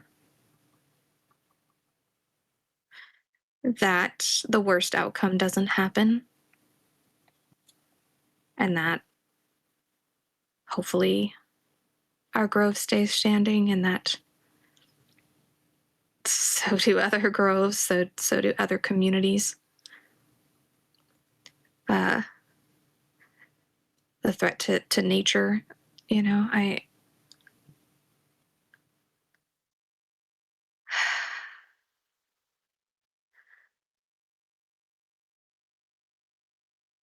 But do you, in your opinion, really think that if we choose someone to take on leadership in the interim, that they would then pass it along once this bigger mission is completed? I believe it depends on who you put in charge. Were it the last two, Lannis or the child, eagerly. Were it the first two, I believe you would have to take it in one means or another. If you still desire it when that time comes.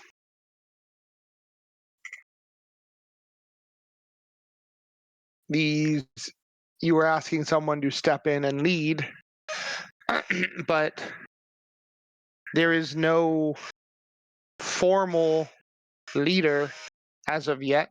I know you were acting as such because you were aware when the Archdruid fell, but in truth, no one has any true claim to the leadership role right now.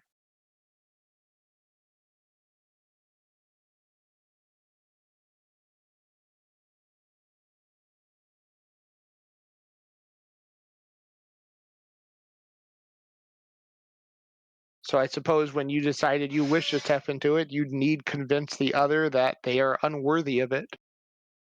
Maybe time will do that himself, but I think you need worry that if you install someone who is good at the role and skilled, why they should grant it to you.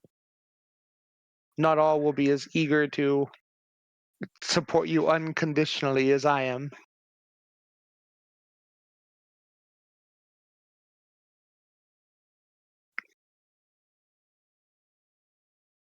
And should this be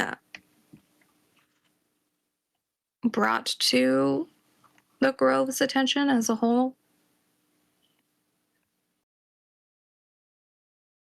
I would advise against it. It assumes that you already feel you deserve the mantle without their decision, and I think that would only draw ire from others.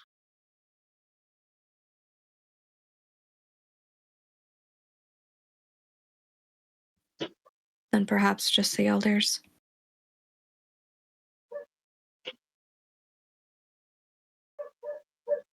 And it is not only there, even the elders I would reserve making a statement. I don't believe they see you as inherently deserving leadership.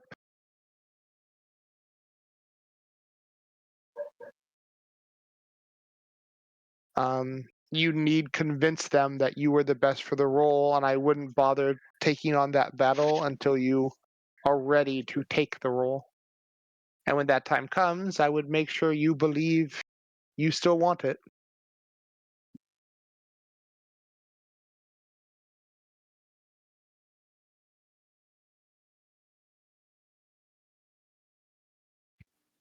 And perhaps I'd need to speak, at least with some of these other candidates, privately.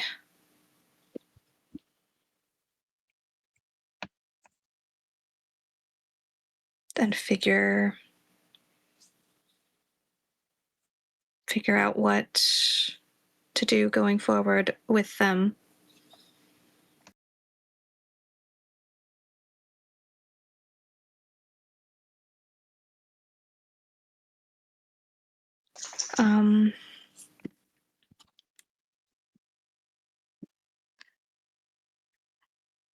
Mirthane might be reachable relatively quickly, since we do have a connection to the Mwangi. I'm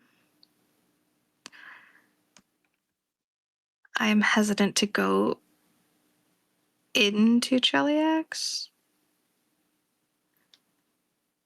So if I were to meet with Esphysys, perhaps it could be partway. Unless they have a means to get here quickly.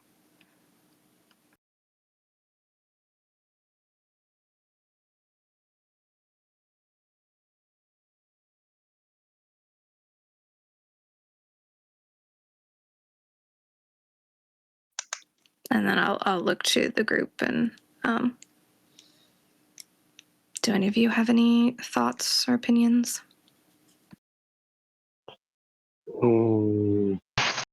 I do agree with your mom that it's not wise to argue with the council until you're actually ready to take it. Of course, you agree with my mom. Mm-hmm. I just squint. I squint at him. Uh-huh. It's just not a fight worth taking at the moment. And it's best one you prepare for to counter any argument and also build some fame up and power behind your name before you try to take it. I do think since this is your grove, you should talk to the people you think might be able to take it and actually see where their loyalties lie and if they will, if you choose to want to actually be Archdruid, rescind the throne to you. And if need be, you can also always suggest that if they end up not being fit for duty, you will just take the position. I mean, if it comes down to blows, you have us. You got the role. She does, but something tells me that not many would be able to put up to her abilities. Yeah. But sometimes a greater show of force stops any fight.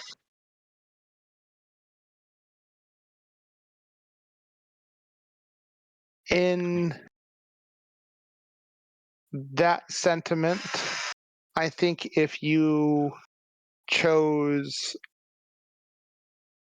Mere Thane, you would be hard pressed to remove him from chair, as he is brilliant. And simply bullying him out, you'd likely turn a sizable number here against you. If you went with Avisus and said, I'm going to beat you up and take it, that's kind of in his purview. A duel or the like would be along the ideals he follows.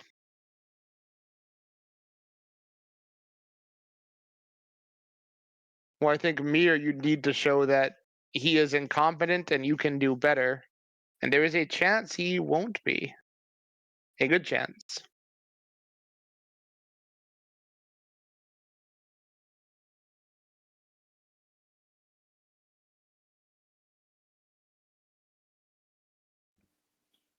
Right. That being said, you do set the premise of challenging Avisis to win via duel, as that is how we do things now.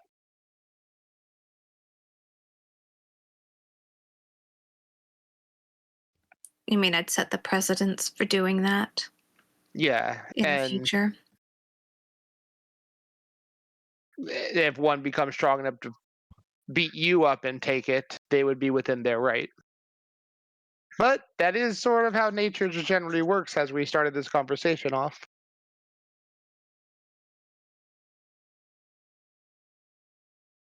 That having the brawn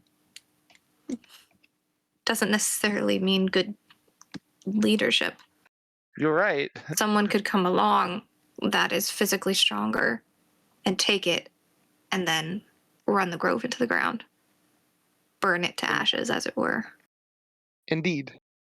So I'd be mindful if you come back and that is your plan.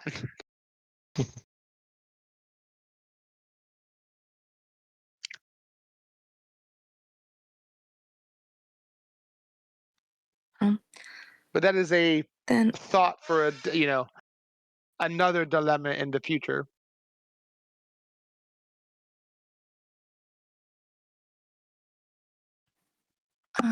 where do we say?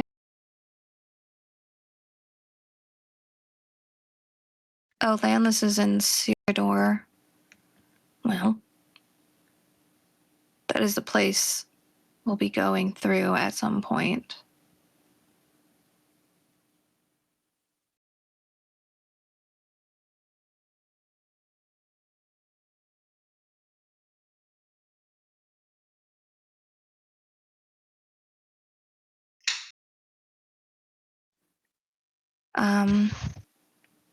Then, what is it? Then I'd like to send word to Asphysis, Myrthane, and Landless. Our senders can prepare messages. I can most likely meet in the Mwangi and I'd say and in Cyrodiil, but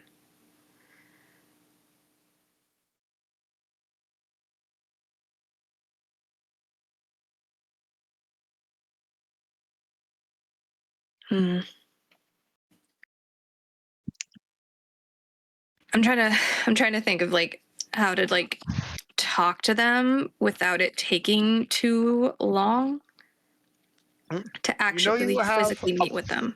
Portal to the Mwangi, but where exactly in the Mwangi is, a little unknown. You know that your group has a portal to where the Ikuje elves are. So that could be a meetup. Your party, if your party shared the information, you know that most of the leadership for the Ikuje are elves as well, and have recently become no longer isolationist.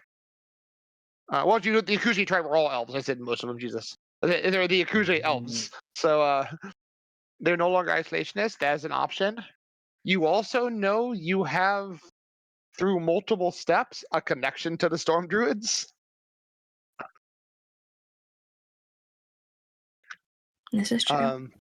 What's it called?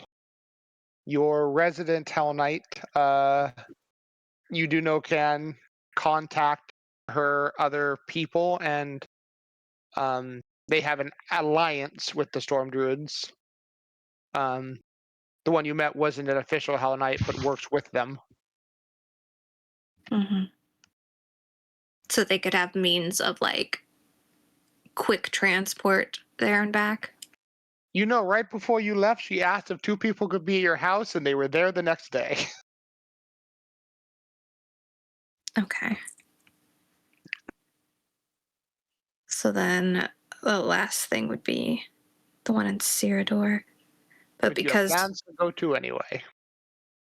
yeah, but my worry and her worry is that the amount of time before we go there, like It we would be a still great have time. a few weeks, and I'd want to meet each of them as soon as possible.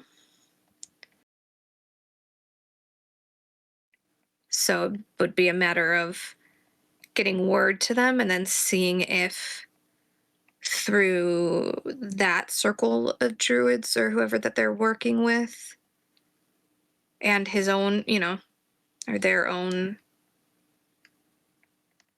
powers that they can quickly travel, Um,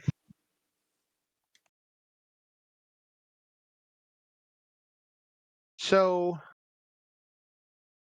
yeah, you know that you won't be leaving till the 10th of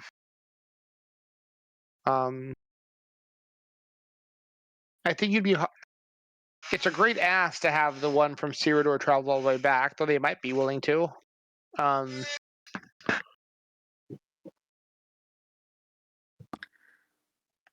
well, it would be then, but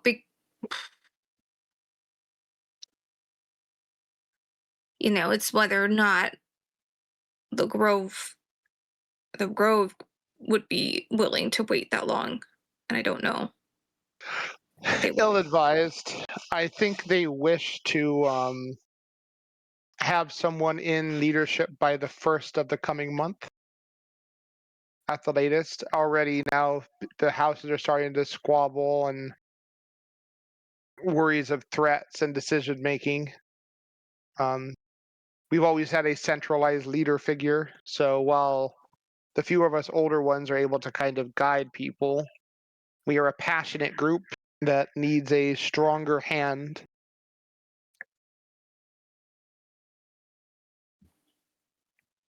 Well, I'd say you send the messages out,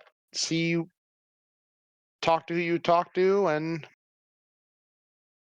we try to figure out before the 1st of the month. Preferably in the next week or so, if able.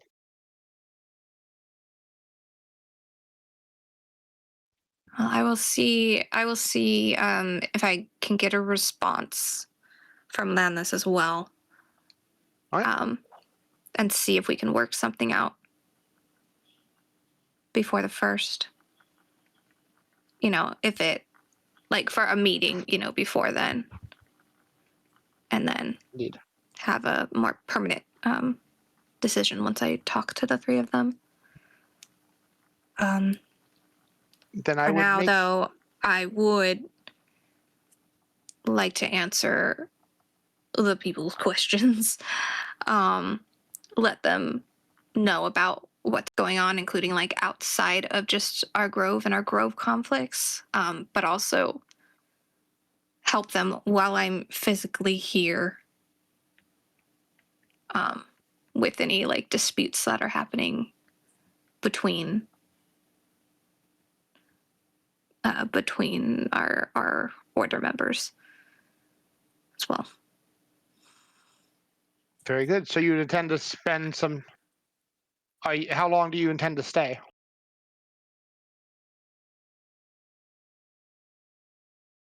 I look to the group. Is there anything in particular though you need to be back? Is the For? Rishian thing, right? That isn't for some time. It is the 10th. They'll be arriving on the 10th of next month. It is the 15th of the current month.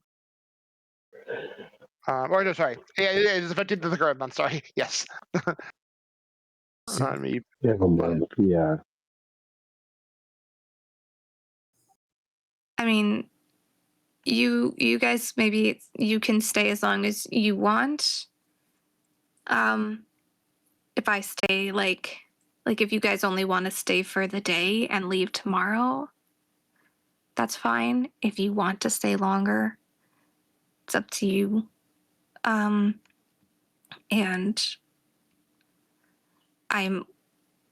I think I'd like to stay today and tomorrow, and perhaps return the next day to meet, and then I can meet with Landless and see also about quick transport over to Svissus and get those two out of the way, and hopefully by then there'll be a response.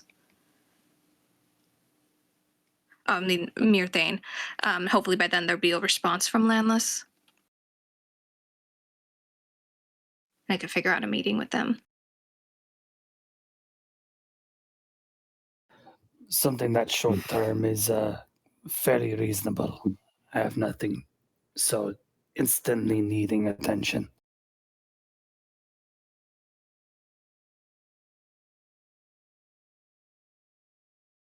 Okay. So, yes, let's send out communications with the three of them, and also a word for what we call, instead of a town meeting, grove meeting for anyone who is interested and wants to hear the news about what's going on or has questions. And I figured having the whole group here for that, I agreed that that's, I think, would be for the best, considering we're all playing quite a big role in what's happening outside of here and decisions that were made.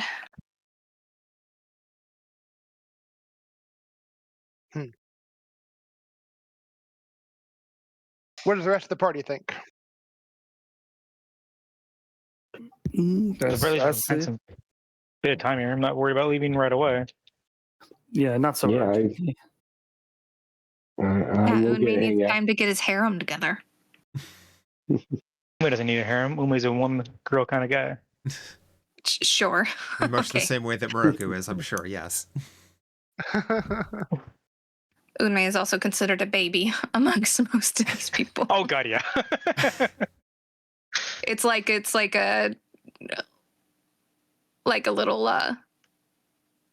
little sibling having crushes on like their much older siblings, friends and stuff. Actually, it's a fair, little kid Ume crush. has not hit on anybody in the campaign yet. I see you making I haven't eyes. had a chance. I see I that haven't had a you chance to wore do your it. extra short crop top today. hmm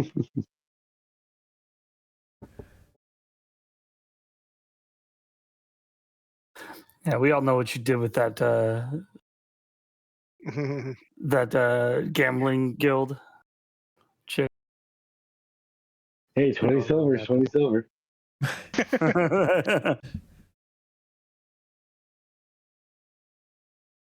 Yeah, so I will help clean up and go to Cinder Whisper to get Yep. missives sent out to Asvissus, Mir, and Landless. When you get a chance to on Discord, just send me what you want to send them.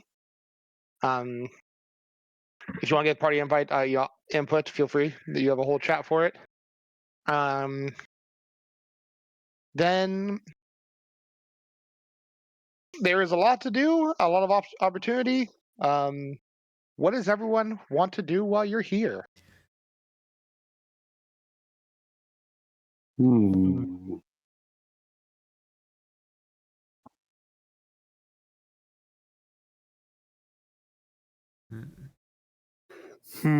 I was very proud of myself for saying what do people want to do and not who do people want to do. Sorry, Ruben. We know number one on his list. Time to start finding out what the mom likes. Dating sim game time. Just following her around like a shadow. You No, can I do would just- one day, one activity, but it'll be night when you come back. You notice every day Unme has given your mom an emerald. Eventually, he's going to give her a pearl necklace. Found a prismatic shard. No, he's Oh. not. Oh No, Friendship. not as single as you think she is. Her husband is just imprisoned somewhere. It's We all can fun take and care of games. that. There was no divorce. He's a Class up. criminal. We could take care of that. No. Everyone's loyal until someone starts throwing the prismatic shards around. Ooh. I mean, after enough time, people are just considered legally dead. We're Yeah. elves. It takes a I'll lot just- longer. I'll just be that shoulder for her to cry on. That's all. Once you get to the 500-year mark, then they're considered dead. And we're only less than 200 years in. Me too. I'm less than 200 years in. Oh, what a coincidence! But All right. And he is not declared legally I don't know dead, how it and they're not divorced. just do fortune telling, mostly for the kids, not necessarily for money. Greg would go over and assist in May. Keep kind of just spraying tales and a little mischief with the kids. Regaling the town folk with the stories of their adventures, and the fact that we just killed a dragon. He would speak up highly of Lorelai's role in this. Nice. Oh, wait, All right. well, so- will they not like the fact that it was a magma dragon? oh no. Our people. The mastery It was over apparently. the untamed volcano is kind of the point. Hmm. Yeah, we Um, avoided fighting them. We made like a little agreement. Mm-hmm. And I guess I'd say like the bigger group meeting could be later, like in the evening time.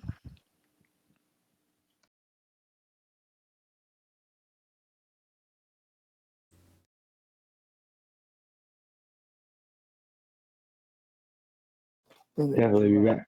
You know me, I'm never going to miss a meal. But I'll be back for that.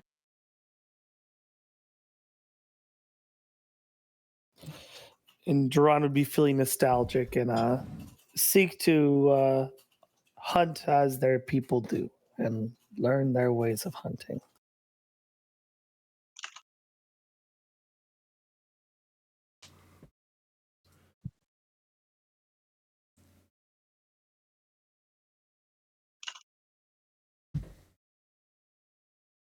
All right. So you were learning out hunting. So Grit, make a diplomacy check. Unmeg, you can make an occultism check as you're doing your crazy fortune telling. Duran, I'll be make a as I am survival already check.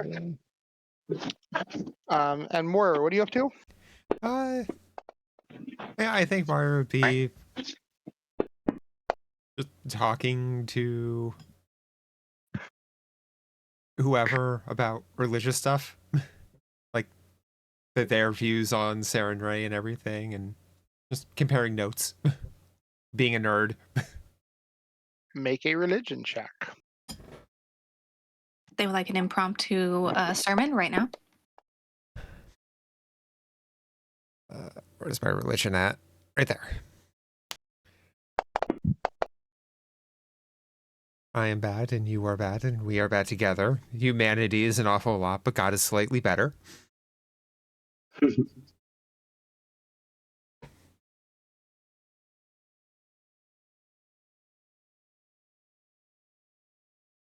Grit is really on his fancy tales today. Yeah. Actually, I would like to hero point that. All right. Yeah.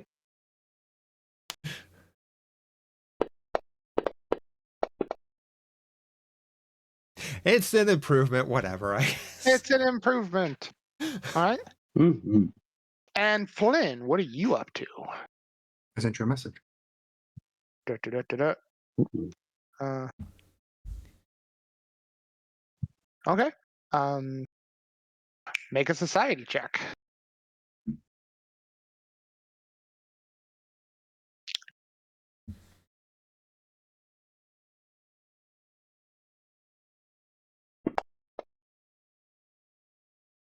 me make notes for Average. this. For average is good. I don't really need this tab up, so I can it. And we'll put it not in mechanics. We'll put it in upcoming notes. Easy one for use. So great.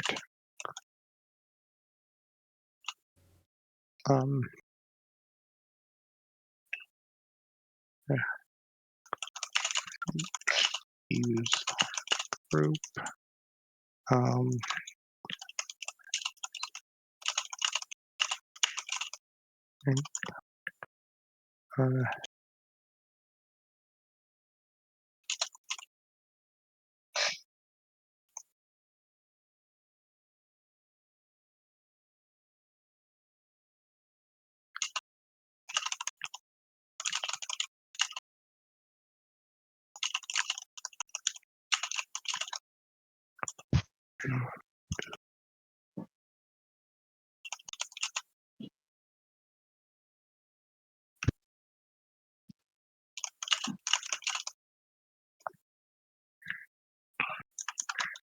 And Lorelai, you're handling all the. Let's see. The like personal, Yeah. interpersonal disputes and stuff.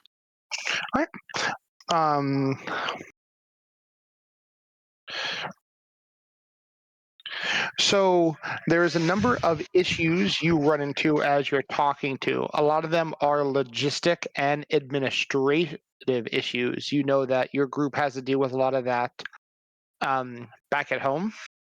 And it is a lot of similar paperwork and organization and whatnot that the Arc Druid would spend his days toiling over.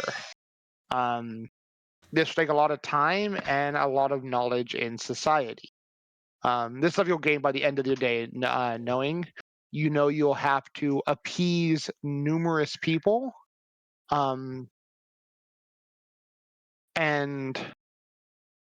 there is a lot to do. The first day you'll basically spend figuring out everything that is wrong. There's like basically the latter half of this day as you're compiling the notes and getting the other elders up to speed. While you're doing that, you would notice that Flynn also is working in the area as he is getting to know the elders and the pseudo leaders of your village. You know, your village was basically a monarchy. The Dark Druid ran everything, and the big issue is that things are falling apart because the figurehead of your grove is just gone. Like. You don't have a Karga in your grove, but it's almost worse because you don't have anyone in that seat. So everyone's arguing on how shit's supposed to go. Really, So- as long as we don't have that blonde one, not Kaga, but the blonde guy. It's the sneaky, snivelly guy in the ground. Oh yeah. No, but I you also have hate people have him different so much. views. Everyone's used to having a figurehead, and there isn't any one figurehead. So you have a number of people discussing. So you basically will spend the day learning about the issues, and you know that there is a bunch of logistic stuff that needs to be handled, and then there's a bunch of diplomatic things that need to be handled, and both of those will at least fill a day of activity. Beyond that, you're able to talk to people, you're able to get the notes set up, you're able to find out the best place to send it, and you're able to work with the messengers to get the notes sent out. Again, just let me know, DM or whatever, what you're telling them, and it'll be presumed that they get it. Okay. What's it called? Udme and Grit, you spend a bunch of time out with the villagers, kind of just having fun. Like Udme's doing his fortune telling, Grit's just talking to people and getting to know people. And while Udme's gathered a lot of the, not only just the children, but the people more interested in magics. And funny enough, like the people more into arcane stuff and mysticism and divination tend to gather around Udme and watch what they're doing. Grit, the overwhelming number of people flock to you with your elaborate storytelling. You're on top of tables, you're reciting tales, you're making Lorelei look good, you're making your group look good. And Lorelei and Flynn, you would notice that besides the immediate elders around you, most of the group has flocked to the organization of these two, which has moved outside of the tavern simply due to lack of room. As the day is spent regaling every adventure you guys have had. And the general sentiment towards your group skyrockets. Those who are not around the two are around Moira as they talk of their views of Saren Ray. But it is clear many do consider you a prophet or some even going as far to say you might be an avatar, though questions are back and forth on that. But if nothing else, there are Last several who Airbender. consider you some kind of prophet. At very, very least, you are a reputable and potent cleric. And you notice that there are people asking questions about Saren Ray who didn't really have a religious knack or didn't really lean into it, who are being drawn into the fascination of such from what they're hearing. In truth, no one knows Saren Ray like you do. And they worship them in different ways. You know they lean a lot into the fire aspect. The sun is a great sacred flame to them, the sacred flame. But a lot of their individual altars and whatnot are very much having to do with the fire itself.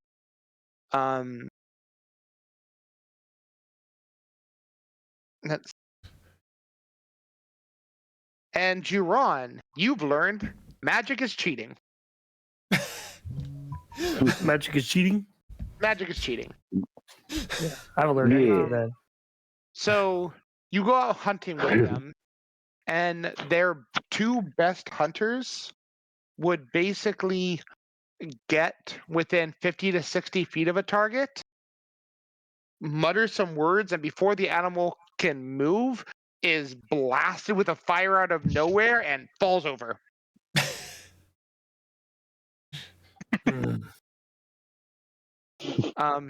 They explain to you that they have the art where they can make their magic reach further than magic normally allows. So they simply use a potent fire spell which springs up from within the creature and drops it. I can do that. This is why Flynn's arena won't have magic. Except instead of throwing fire, I just sprint out of the bush and punch him in the face. I thought he was just gonna say that he would just like summon a punch inside their body. Right. You notice they don't even throw the fire. They just focus and then flame bursts out of nowhere around the animal and the animal just eats it. Dang, they must be hungry. Right. They die of overindulgence. I would like to experience this. The flame? Yes. Are the animals already cooked then?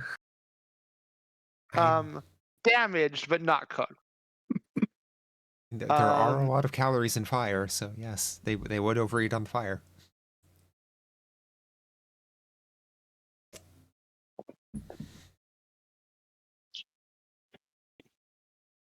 There are many things that I have been subjected to over my adventures, but I have not had a flame summoned within me. You should have Lorelei do it. She would be better than we can. I would feel more comfortable if you did it. But she'd be way better Why? at it. That's my concern. I want to experience it. I'm not looking for long-term damage. Where I set the origin of the fire You know that spicy food? Got nothing on Lorelei. the fireball is the 5 foot square centered on the inside of Juron. Yeah, what happens if you condense a fireball just to like a 5 foot square? Yeah. The drow do it. Wait. Oh, so one stems back, they focus, they put their hand out, you feel a light warmth appear in you, and it goes away. Hmm.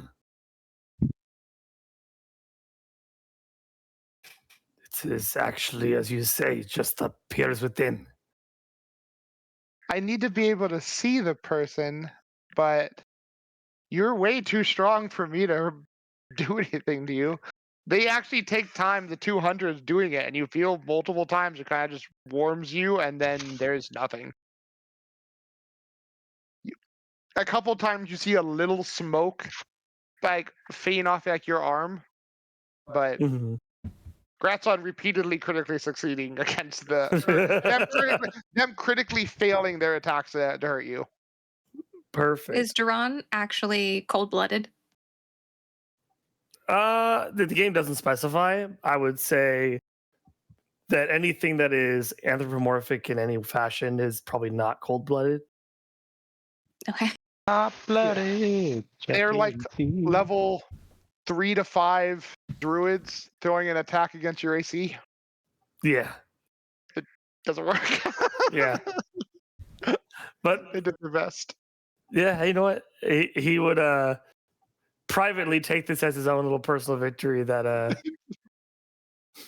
yeah, well, magic is good and all, but what if the person's just too tough? Yeah, He doesn't but say that, but it is certainly intriguing for a prey to just perish spontaneously. It is as though they combust in a spontaneous fashion.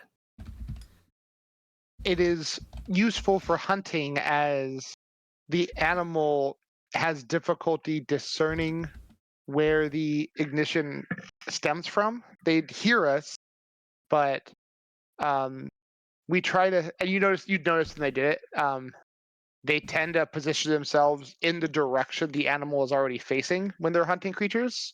So if the animal doesn't immediately drop, it just starts running forward because it's randomly in pain, which allows them to stay in range for a second casting when necessary. But usually they try to coordinate the two casts at the same time. They say when they use the spell the way they do, it takes 6 seconds to cast versus the usual 4, but it makes it go twice as far.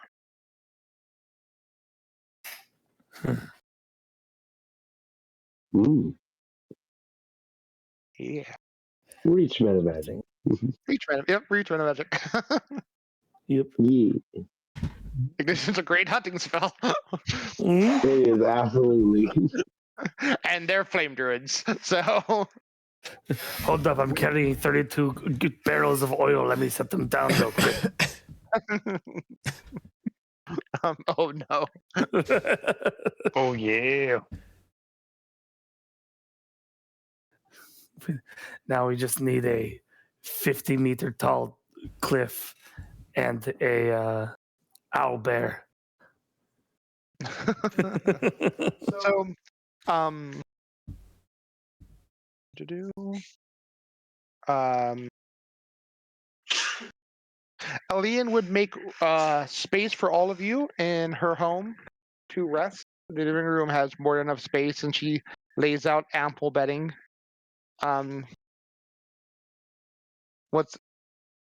And yeah, you're able to share experiences. Like I said, Lorelai, you know tomorrow you have a whole day worth of either diplomatic stuff that needs to be done or societal stuff that needs to be done. In addition, there is animal tending that would be helpful to handle. You guys have animal tenders, but things have gotten kind of awry. And that could also use a professional touch. So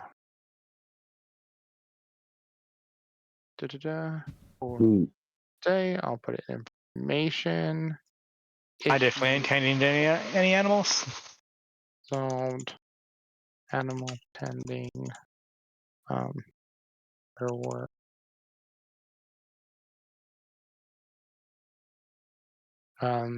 Here's more than that. Diplomacy just between Hence, trade issue.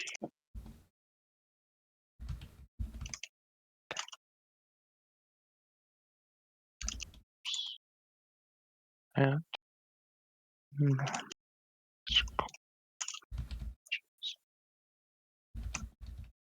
done.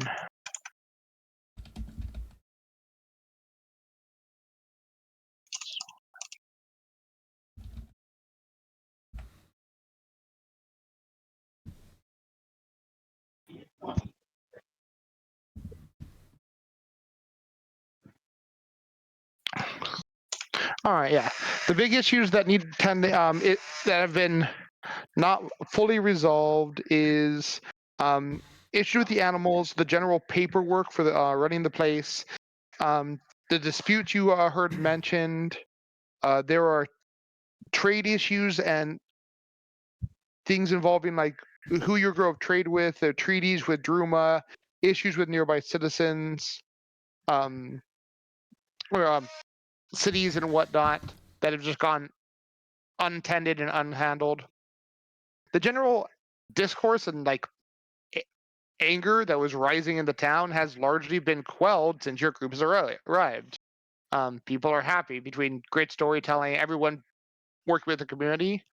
People have calmed, though people are also still worried about the general defense of the town, especially having been threatened by a much larger and scarier grove. These are the immediate worries your town is facing. And you're welcome to bring that up with the party if you wish.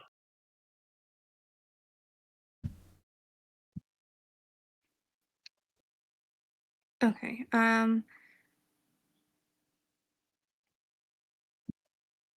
Yeah, I will just kind of inform the party of the general of what's going on and what the problems are. Should probably try and go and solve the animal one. Each of these Feeling will like take an that one. entire day to solve. Oh, an entire day.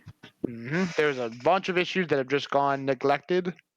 And you're a Druid Grove, you have a lot of animal stuff. And it's not just like you're handling the what's it called?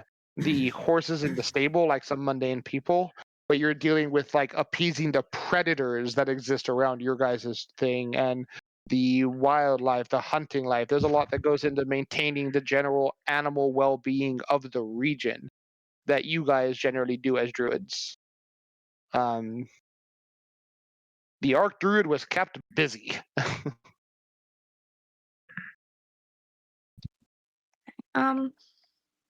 If you want, I can work on some of the paperwork stuff.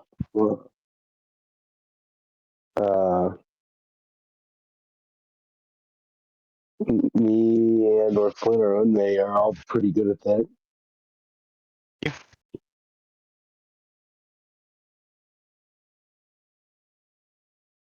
Got a lot of practice in the keep. It can't be that different.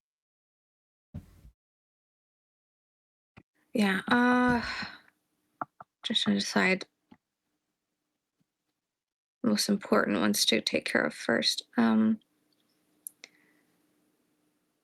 I looked over a lot of the paperwork stuff yesterday, right? This was you spent yesterday basically learning all this information and doing the notes and addressing the people. So none of this has been done yet. You were able to basically find out everything that needs to be done through all the talking and everything you did yesterday. Like Okay. you learned that like there's issue with animals. You're starting to have wild animal attacks, which isn't normally a thing, but the Arc Druid would take care of it. Oh, we have trade deals and like we have letters from other nations that like are, hey, what's going on? Are we still doing this and that? That just hasn't been handled. There's the logistics of like handling waste, handling all the nuances of just running a grove. None of that's been taken care of. Basically you spent all day learning everything you now know. That was that first day for you.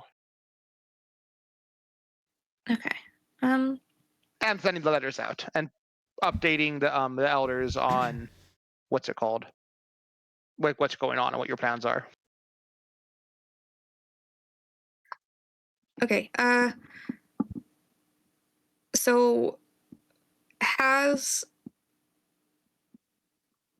she and the group had a chance to kind of explain for the people that were worried, like explain what's going on with the former archdruid and the kids and the plant druids, like explaining that, like putting Yeah. their worries at ease?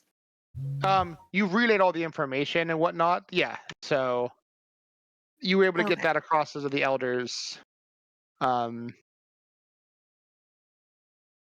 So now you're just dealing with all like basically the same way your guys' town hall has like nonstop having to deal with this from its residents. That's the kind of stuff you're worried about.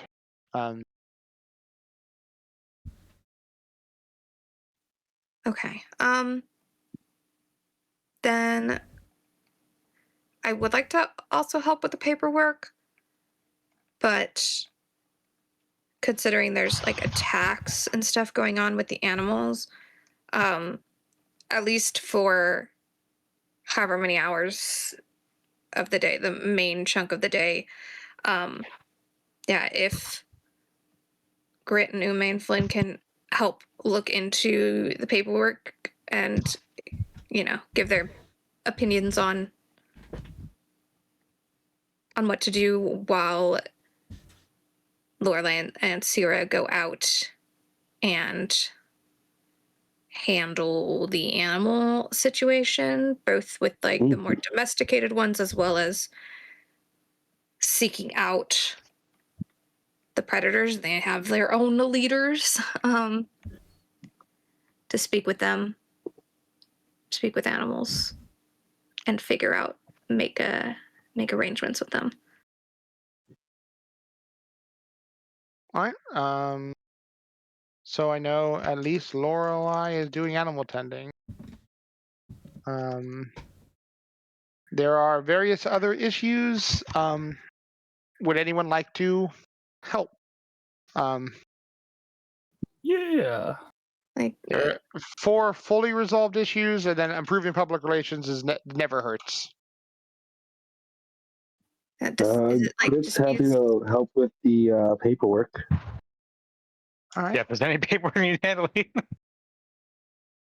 Considering I I think Moira maybe would be good with like the interpersonal like complaints and stuff too. that I'm I- down for I was- paperwork or diplomacy. Those are my specialties. I was doing a little of that yesterday, helping with the internal issues between Grove members. So, would you be okay with also stepping in? Yeah. And But Moira just looks at Lorelai. Delegate. Act like the leader. Delegate.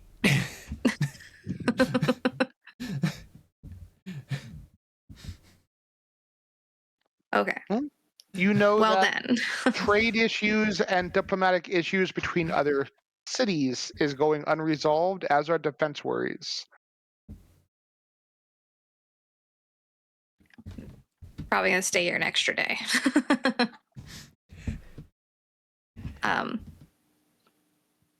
But yeah, at least getting rid of the threat from animal predators, resolved today can help a little bit with defense.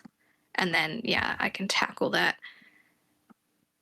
tomorrow more fully.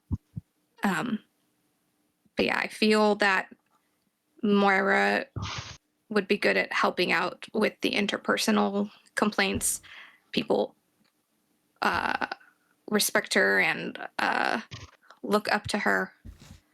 That's a You want lie. to just have I know how Moira tall I focus on am. the Well, the issue. druids here do.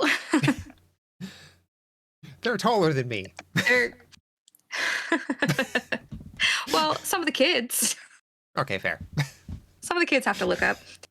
So specifically, Moira is handling the issue between residents. Yeah, I trust her to help find calm and like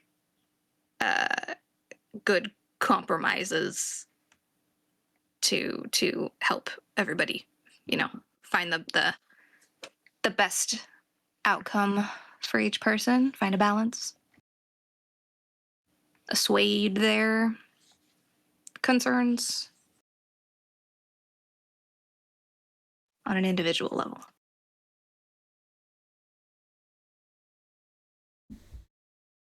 All right. How about for trade issues and diplomatic issues?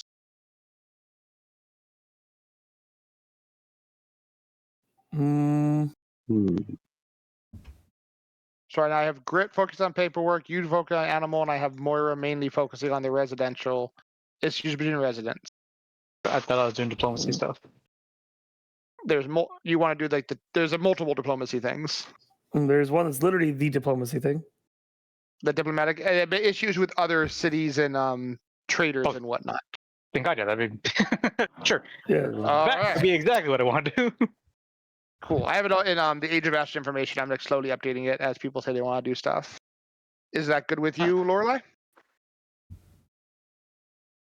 Okay, is this so specifically Unmei focusing on like trade and like trade agreements and treaties and stuff? Yeah, people who aren't of your grove dealing with your grove. Already, doing that in our own city, so why not? Okay, and then Grit's helping with the paperwork. Mm-hmm.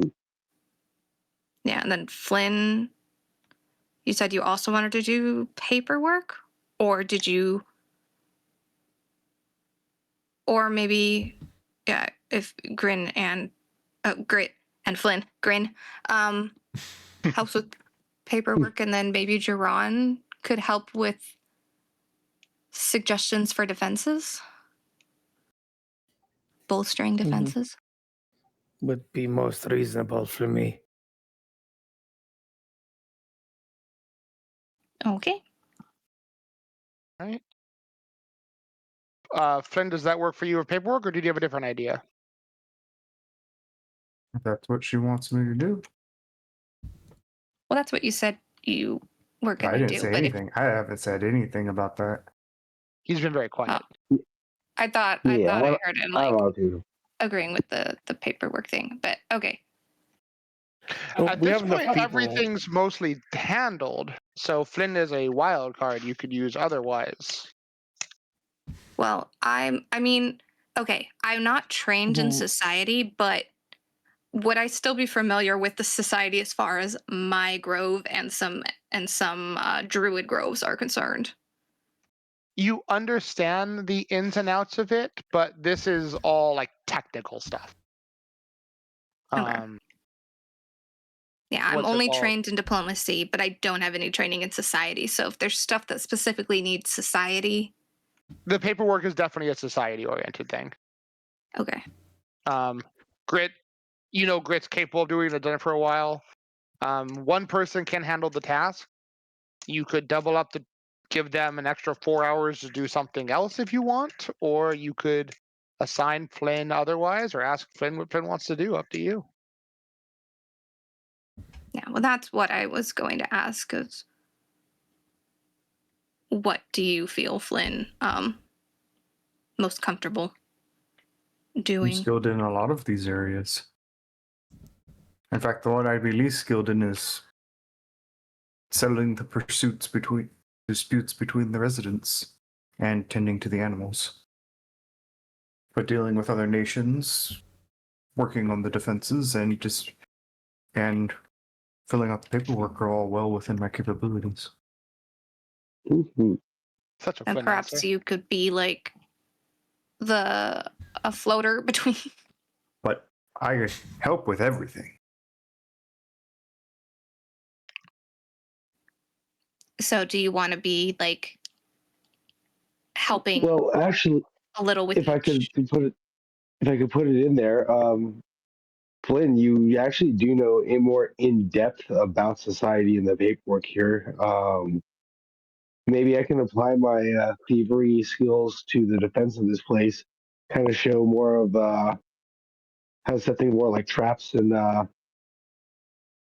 this is a That's a good druid idea. grove, not like a wall, not like a wall, not like a wall defense. To more subtle defenses.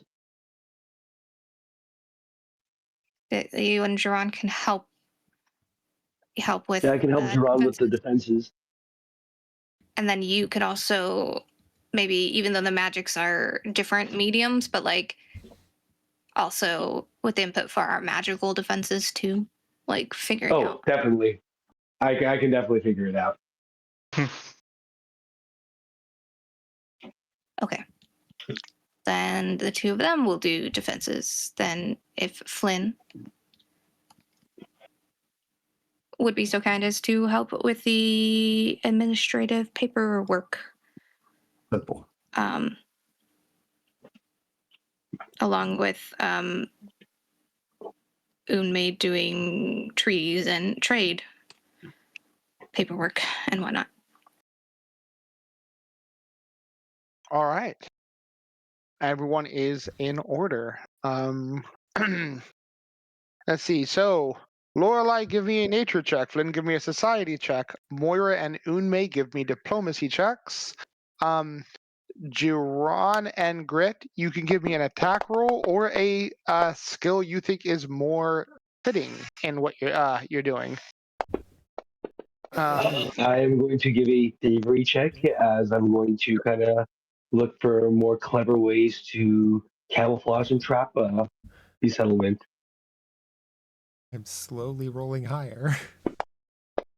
Does the attack roll need to be an unarmed attack?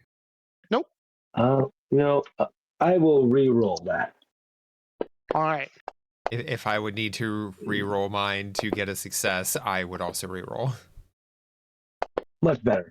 No, yours is a success. Okay. Prince is a success. Yeah, Grit and Duran, we got this shit down. You guys were easily able to finish in half the time necessary. There's two of you, and you both critically succeeded. Is there anything else you'd like to do on the day, or you're just going to try to redouble your efforts on what you're working on?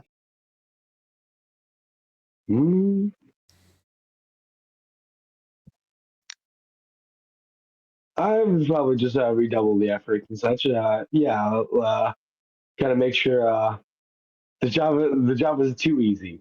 Let's see if I can't overdo it. How about you? The wizard Jiran? wants to focus into this shit. I mean, given the precariousness of the situation, I think Duran will just double his efforts on All right. the defenses. So, I'll start with you guys. Jiran, you've defended a non-walled settlement of like a tribe. You know the threats that they have to worry about. All multi-directional. This is no breach hill. You notice while you do have people who fight with magic and weapon and bow, and people who act as guards, they're not really guards as much as they are like loose sentries. And they kind of just hang out, wait for something to happen. You're able to use your skills to show them like the angles they need to worry about from attacks. Yeah, if people come down the road, people come off the road too. What to look for, how to identify problems, and even have them working together better. From your time yesterday hunting, you notice they kind of rely on their individual skills. You teach them to actually start working more like soldiers, not necessarily like city military soldiers, but like an organized hunting party would work together in fighting. While these people exonerate nature, you've always been someone where your people are kind of the master of it around you, and not as in you're great at nature, as in you rule this area. So Yeah, dominate nature. yeah. And how to address that when it comes to defense and worries of people to come at them. They heard all your stories about your adventures. They talked to you guys about like what they have to worry about. They bring up a lot of worries about plant creatures and other druids and other casters and how they would handle it. And over the course of the day, you kind of create a loose city watch out of a bunch of sentries. Let's Britt, get down to business. working with Jiron at the time, you were able to identify a number of areas where these would be. If you were sneaking into the space and you didn't want the sentries to get you, this is where you would go, and you make that the worst idea. And you make sure all the city watch knows where it is. Yeah. So as your arm and traps, you can tell people, hey, these are areas that aren't frequently traveled. We have now made them very dangerous to be traveled, and none of the guards should accidentally walk into this area. Making it so anywhere that the people would approach would have to be in the sentry's line of vision, and if they tried to sneak around, they're in for a horrible surprise. So the two of you spend a great amount of time, and with the extra goodwill you earned yesterday, it goes a long way. And you even see people who aren't involved kind of watching you from a distance, and like the worries of threats diminishes. You know, if a powerful enough foe comes, the place is in trouble.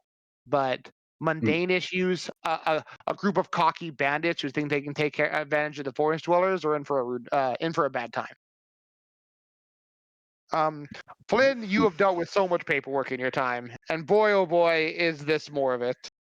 Mhm. But you're having to pick up where an old guy who didn't expect to be leaving left his work with no notes. But you're able to follow the patterns on how he managed things and keep it going, following the how he handled it and sustaining that. This is something that's going to need to be done regularly. You know, this kind of issue, if you just ignore it, just piles up, and becomes a disaster. And it was on the way there. But you've done it for your keep, and you've watched your job become more and more complicated. So you're able to slide in, if only barely. Moira, arguing people, arguing commoners, people, even in an area like this, there are still territories. People have their properties, but it's way less clear cut than Breach Hill.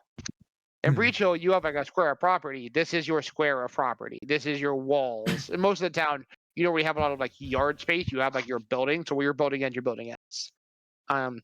This one, people actually have areas that are theirs and whatnot. And you're dealing with that. There have been disputes. There have been fights. A lot of it are youngsters picking on each other, getting into fights. Who's blamed? Whose fault is it? A lot of it's petty, but it's stuff that like grows.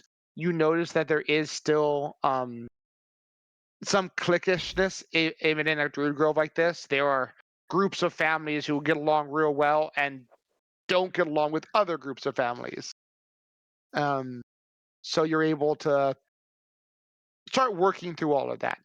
Some of it's petty, some of it's less so. There have been fights. But over the course of the day, with the respect, as they address you as the High Serenite or Little Sun, depending on who you're dealing with. But High Serenite is a title you begin to get thrown at you. You're able to quell the issues. You know that, again, this is something that's going to keep happening. People are still going to get in arguments. People are still going to get in fights. But for now, stuff is good. Yeah, people are good at people. Yeah, a lot of people, they're used, and you notice when they come to you, they're a little shaky at first, but they are used to having someone there regularly that they can go to solve the dispute. This is normal for them. So it will be an issue if that disappears for a while. Unmei, you have been working on this stuff. You have been learning.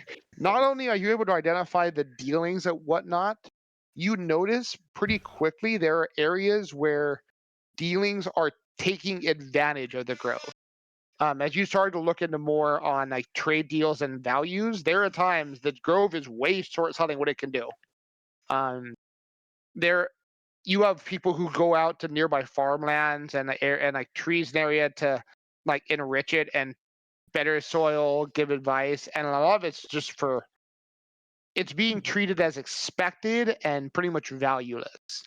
And you're able to simply send a fitting value, giving examples where you've seen services that the Grove gives are offered in other areas in your recent research, and say this is the going rate and value of these services. This is what we'll be providing it. Where it's still very fair, Yeah. but you're able to back your arguments. There is areas where people have been attacked by Fae when the Grove had assured them they wouldn't. But you're able to find out where they went back on the dealings that the Grove had made once upon a time, saying, "Yeah, you'll be safe if you As go long as this you, way." yeah. Yeah, you went this way. Sure, it's 4 hours faster, and you got attacked for Fae from it. This isn't us messing up. We know the paths you're supposed to travel. This is how you're supposed to go. This is the agreement the Grove has made with the local Fae. Some of the dealings deal with Fae. Those suck. But you're able to make it good. Why? They won't, Those suck. like, one of the things, they won't attack travelers as long as once a week you provide 3 red berries, 1 yellow berry, and 1 smushed blackberry. And you're able to find out once upon a time they attacked a traveling group because the blackberry wasn't smushed. Technically, that was the breach of contract. Like they should have smushed Literally. the. And you're able to go through that because you were exceptionally skilled and give things out in ways that makes things more favorable across the board. The local towns of Druma should be doing well. You also speak to the leader, or you don't speak to, but you send a letter to the leader of Druma, who you know from your research is a extremely powerful prophet. And you've loosely studied him, but you're able to send information to him saying you're currently, speaking in behalf of the group of members, but are able to say you were generally a representative of the Bastion of Heroes from Breach Hill. This is a potent figure, very influential, rules the nation, very powerful himself. So that will play out in your favor in future endeavors if you're working with Druma. He is he's kind of Hell Knighty. He's very lawful neutral as a person goes, but he is immensely strong.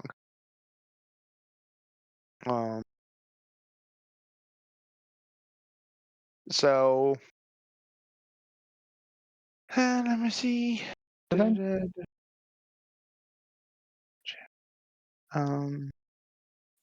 Oh, Lorelei. It is. If I need to re-roll, I will. It is a normal success. You may re-roll if you wish. But you have you've normally succeeded. You've succeeded. Okay. But yeah, you're able to gather that some of the hunters have begun over-hunting certain areas, which is starting to harm the wildlife reserves in certain areas and makes animals start to feel less safe, which you'll need to tell the hunters, hey, you should be over here, not over here. This area is more dense than others. The increased density of areas that aren't being hunted are drawing in more predators, which are then kind of drifting towards your areas. But you can speak with animals, and you have wild empathy. You're able to it takes a day of traveling through the forest, but local wolves, some kind of aggressive Fey beasts, and bears, you're able to track down and let them know, hey, this is still not hunting territory. And between you and Syrah, they get the message.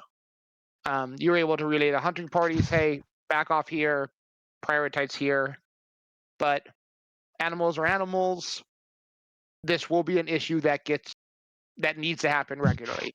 And from your knowledge of the Arc Druid, you know this is something he did regularly.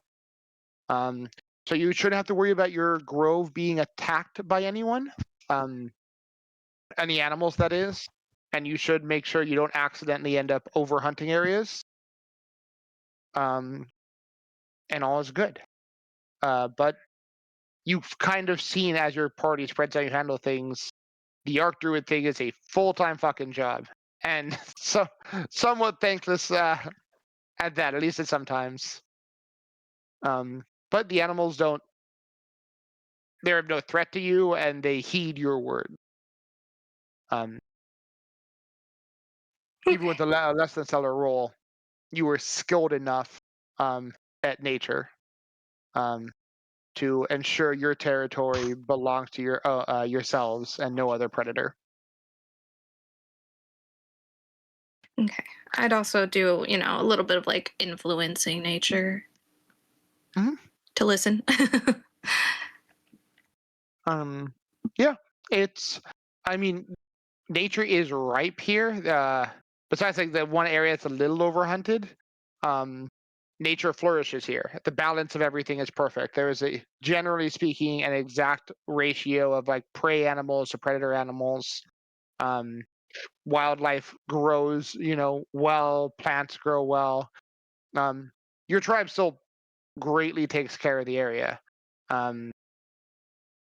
It's at most like there's no crazy invasive species or anything moving in. But no one of your talent has done this in some time. And it's good to have someone of your level of skill who's willing to go through and handle these issues. And you all arrive in the evening with your second full day in the Grove done. You have a... Go ahead. Oh, no, you can finish. Your hostess, Alian, greet you all with a bountiful meal of greater variety this time, and slightly spicier than yesterday, but not much. Though Flynn and Grit, you would notice your serving is served at maximum heat. And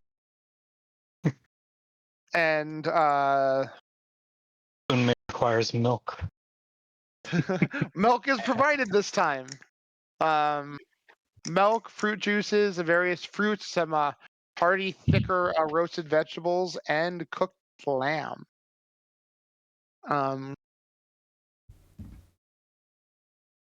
you are free to reconverge and see what your plan is going forward.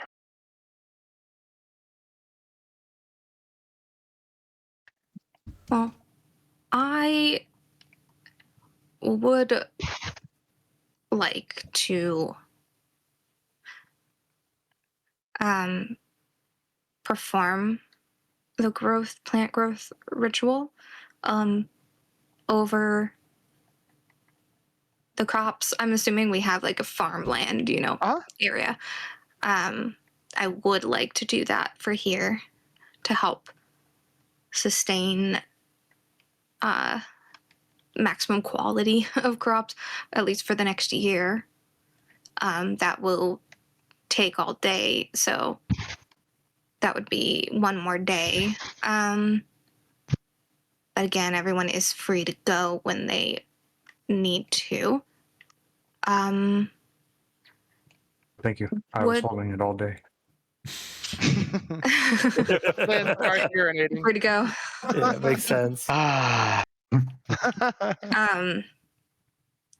But would I know if, like, my mom or one of the other experienced druids would be good with survival in order to help me with the ritual tomorrow? Yeah. What's it called? You could find someone who is willing to aid you in it. Okay, then that's something I would discuss before returning home. But yeah, so that's what I would like to do tomorrow. What about the rest of you?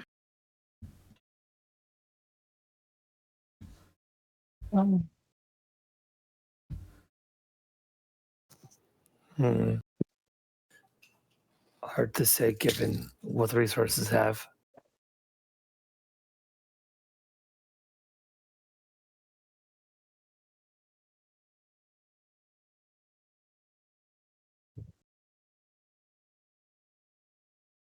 You guys do know you have a Yeah, number but- of things you're working on at home, but it's Does up it to feel- you what you guys want to do. Could What help. was that, Lauren? Does it feel like a majority of the work has actually been handled, or do some of the areas of concern still need more management tomorrow? As you're able to share what all you've worked on, you guys have solved pretty much the entirety of the Grove's issues currently. But you do get, all of you can kind of come to the agreement. While everything is good now, it will be every aspect of it will be a problem come a week to a month from now. Like you'll probably, most of you, a lot of the issues are like okay for like the next week or so. But like a month down the line and further, the issues will start unraveling. Paperwork will build up. You'll have new diplomatic issues coming in, new letters that need to be responded. You know yourself that the animals heard your voice, but animals are short memories. And it won't be long before they start trying to test their boundaries and see what they can get away with again.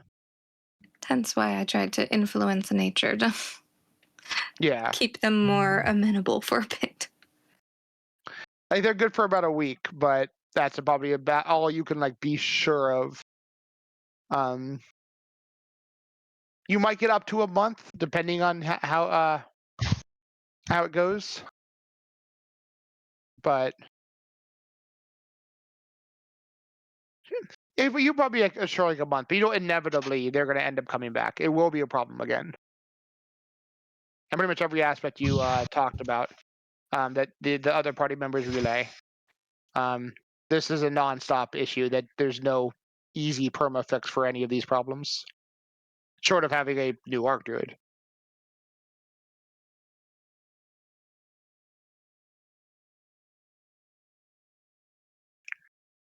I'd say with your powers, you probably say your animal aspect will be good for a month.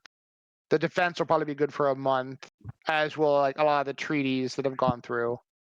But Moira can tell you off the bat that people are going to be at each other's throats in a week or two.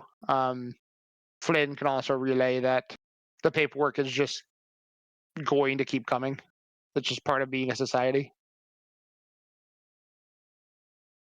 Unfortunately, we live in a society. How dare you? Point for untamed druids. Fuck society. Burn it all down. Live in the trees. Okay. I can't talk to Yeah. animals. So, I'll be staying one more day, but you guys don't have to. If you want to load up in the carriage.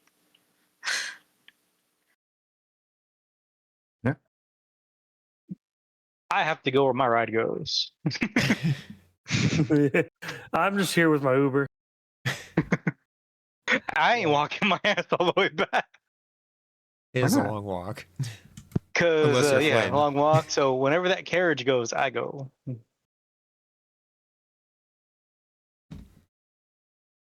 going to be hooking the carriage to Flynn so we can go faster this time. Mm-hmm. Just sculpt two Flynns. I mean,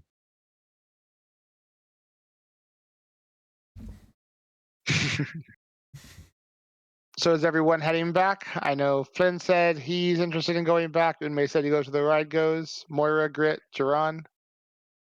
It'd be best for us to at least address our affairs. Maybe those who can make the trip more easily can make regular trips back. You know Lorelai can teleport. Exactly. Yeah. I Yeah. can't go with her, so I go where my ride goes.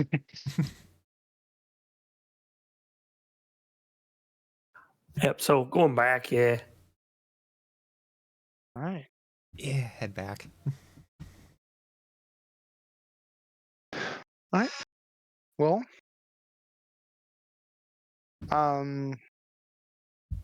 Eliane says it's been a pleasure to see you all. She hopes to see you all again soon. Oh, you will.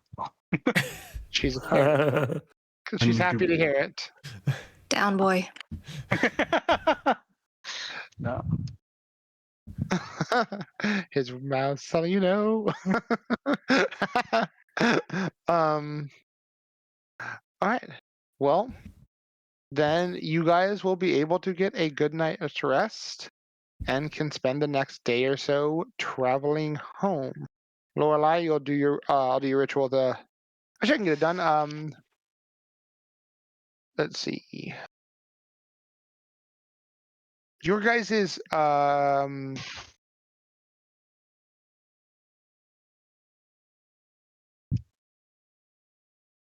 farmland isn't as obvious as other farmland, as you have a assortment of things planted in a relatively small area between the trees without any area actually like actively cleared.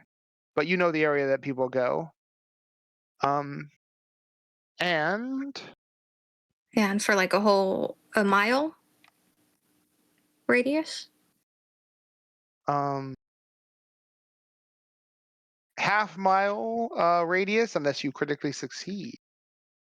Okay.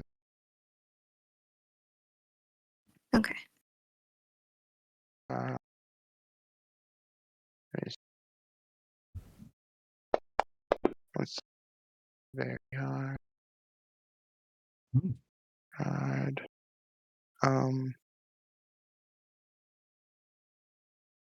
All right, and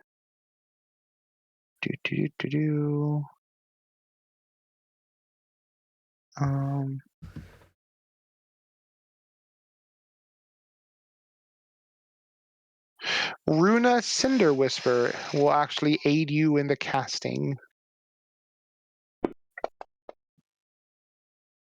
All right. And you get a +2, so it will in fact this time affect a full mile radius as you critically succeed. Ooh. And which means you will double the crop yield in the area. And which is instead of increasing it by 1/3. God, the critical success on this is huge.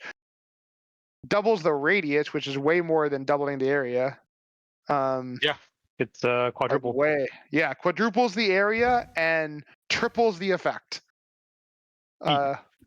Critically succeed this every time if you can. That shit slaps. So fully doubles the yield Why'd and you everything. slap me? Yep. Success increases the crop yield in the area by 1/3.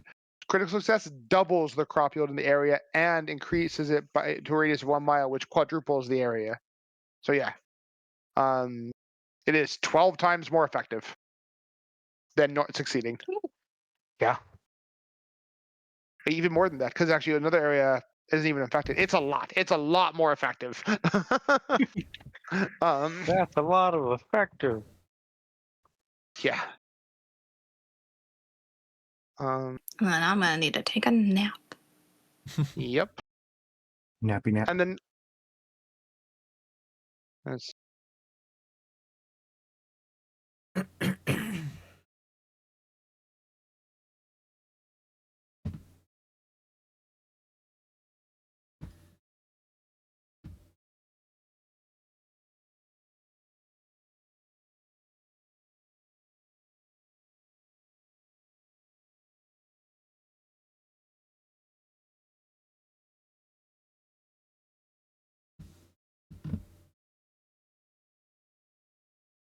All right.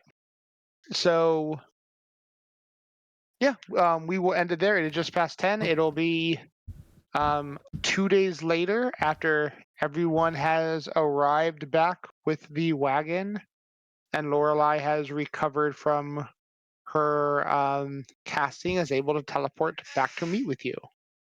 Bueno. And before you leave, I will have information for you, but that'll be at the start of next session. Okay. And I would take the time to say goodbye to everybody, especially a big goodbye to my mom. Okay, bye, Lorelai.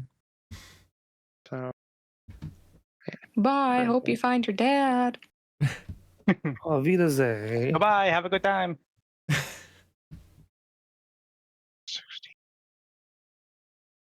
What are we doing? All right. Boop.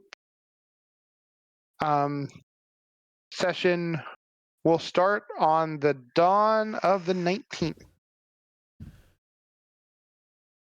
Bueno. Oh, sorry. Oh, in-game date. Okay. Yeah. Yeah, It's I like, would have thought that's a we were Sunday. down At 15. midday on the 19th. Sure, sorry. It'll be the 20th even. Dang, we're gonna play 19th and 20th. The next game day will be the 13th. Next 13th. session. I'm not insane.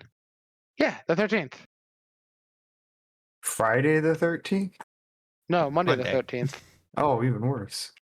It is Yeah, Friday Friday. is this. What's it called? Friday is the 17th and the 10th. Mondays are Fridays. They can be That's why.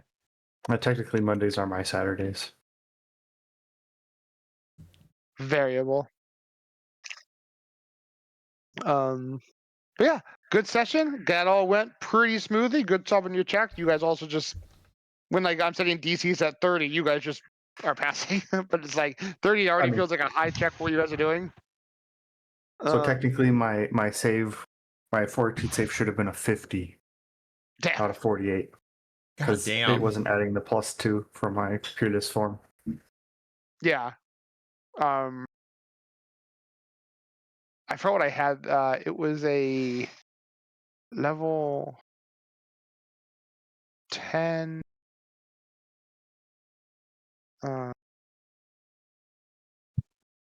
It was a DC. It was a very hard level 10 save, so a 32 DC for the peppers, which is already incredibly high. Like Yeah, I have a +30, so yeah. I mean, the hottest thing a flame druid can feed you is a very hard level 10 DC, which is again insane. just but you get guys that, are put it into a ball, and you'll be Usopp. What everybody I'm gonna wants to go be. close out for a second. Just shoot it into their mouth, and they'll like collapse to the ground in pain. God, hearing Usopp praise makes me want to clap to the ground in pain. That's not praise. I just said. God, That's just what Usopp. it reminded me. Never. I don't recognize God Usopp. But yeah, thank you all for coming. That was fun. Yeah. Casual little tribe thing. Yeah. All the stuff I had planned. I expanded some of it on the thing because like some things I already had like 2 or 3 things. I was like, well, there'll be more, and then it gives you more things for people. So I lost a bunch of my notes from last session, so I just double saved it, and so I won't lose it from this one. Nice. Put it on to the it's next really week and doubled it. right. Usually it's good when it closes. They'll be like, "Hey, you've missed information. You want to recover, but it didn't come up this time." So, probably has been like 2 weeks. And yeah, you guys have responses from who you have responses from, and you can continue your own personal endeavors back at the keep as time is passing and there is much going on. Yeah. So Still need a place to shove fabric and sand. Okay. You'd think that'd be easier to find.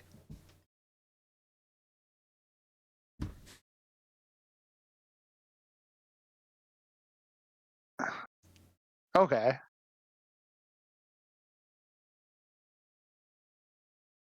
Do, do, do, do. That one of the human feats, Chad? Yep.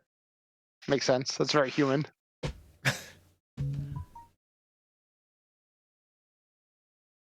God, your lowest check is a plus 17. Mm-hmm. God damn. Being am high good level at adventures everything. is cool. Yeah. That's nuts. Yeah. Let's see. Grit gonna try to retrain so I have despite starting this game with orc as a language, I don't think I've ever used it once. Grit's looking to potentially retrain that out for dwarven. If that's Yeah. there's plenty of dwarves to learn dwarven from around the keep. Yeah. I mean, So I'm thinking that that's probably easier than just doing normal retraining because in the rules it just says when your intelligence go up, you could just learn another language. yep. So I assume just learning another language is something intelligent creatures like Crit do in like an hour. They're like, I just read this book with the other language and I'm good. I just open up my Rosetta Stone. We just hand Grit an iPad with Duolingo. Yeah. Oh god, what have we done? Yeah, it won't be like a day to retain a language would be nothing. Sounds good.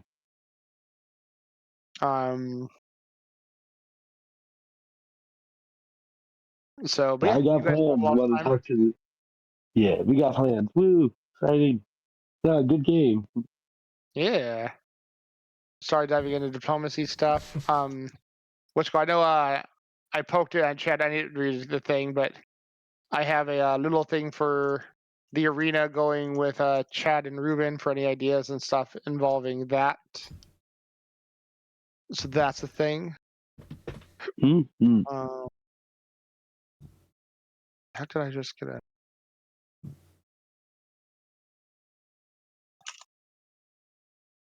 Money, please.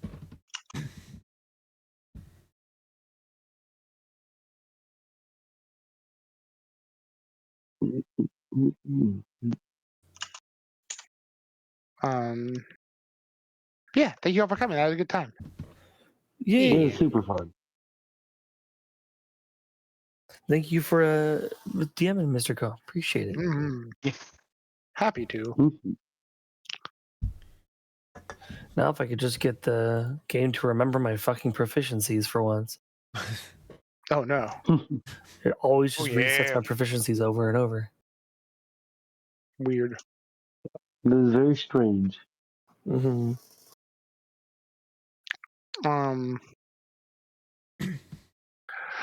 But yeah. What anyone still sticking around? What's everyone been up to in the last couple of weeks? Anything new or exciting? Not for me. Mhm. For me, it's just been lots of work. Jerry visited, and then afterwards, it was me getting used to my new schedule and working, and getting over getting sick. Oh no. Don't be sick. That's illegal. Yeah. But Uh, other than that, I'm doing good. cool. That's good. It's been a lot of work. I did SeaWorld with Josh because Josh was on spring break. Very cool. That was cool. I picked up that Crimson Desert game. That's been fun. And then playing a Ninja Turtles roguelike co-op game, which has been really, really fun. Ooh, okay. Yeah. I heard good things about both of those, actually. Yeah, Splinter Fate is quite good. And yeah, Crimson Desert is very, very good. It is fantasy Red Dead Redemption. Okay, that's pretty sick. That's the closest I can give it to. It's very much a unique game, which I think caught a lot of people off guard. If you try to like compare it to like anything, it's like it doesn't quite hit. But So, did you say like when you throw Red Dead Redemption, I'm thinking like slightly gritty fantasy. yep. Nice. Lots of mooks, some occasional boss fights, faster paced combat, but not button mashy. hmm Like the easier stuff, easier enemies, you can just attack really fast and you win. But like better enemies, you have to focus on actually like meaningful dodging, and it's not like dodge mechanics like they're gonna throw something at you. You get out of the way. And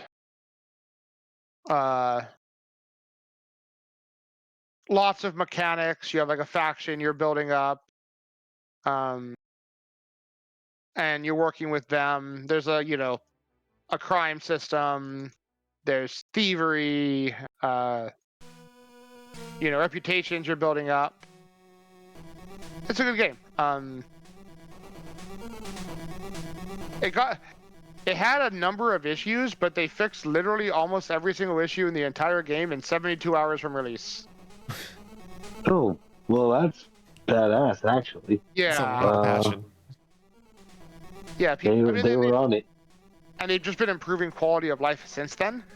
But right off the bat, they're like, people are like, oh, well, we are bothered by like these three things. Like, okay, and then they just like we don't have enough storage. Okay, we don't have a storage thing.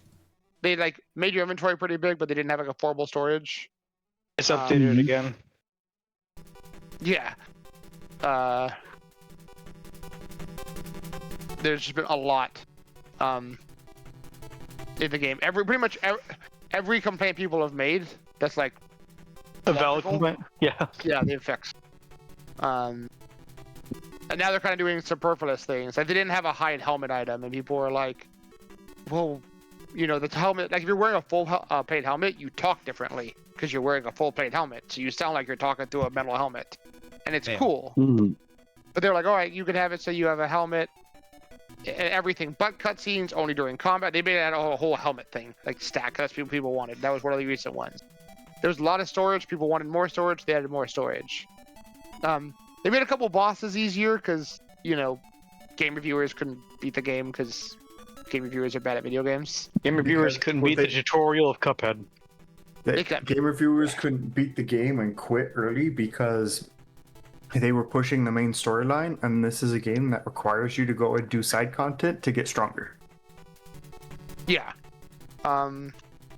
It was basically initially gonna be an MMO, and even most MMOs, if you just pick like the absolute main story and try to rush and do nothing else, you'll just end up underleveled. MMOs, the quests will just turn gray and you can't pick them up anymore. But in this one, that's not a thing. So they were getting shit on.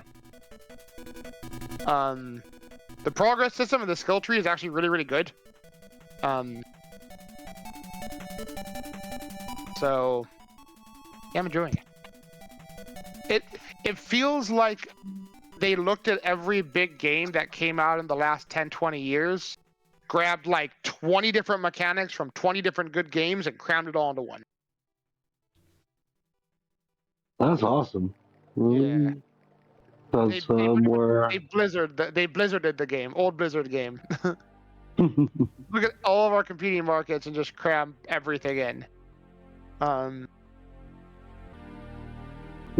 it thrives. Yeah, the reviews are just getting better and better and better. They were asked about DLC, like, are you doing DLC?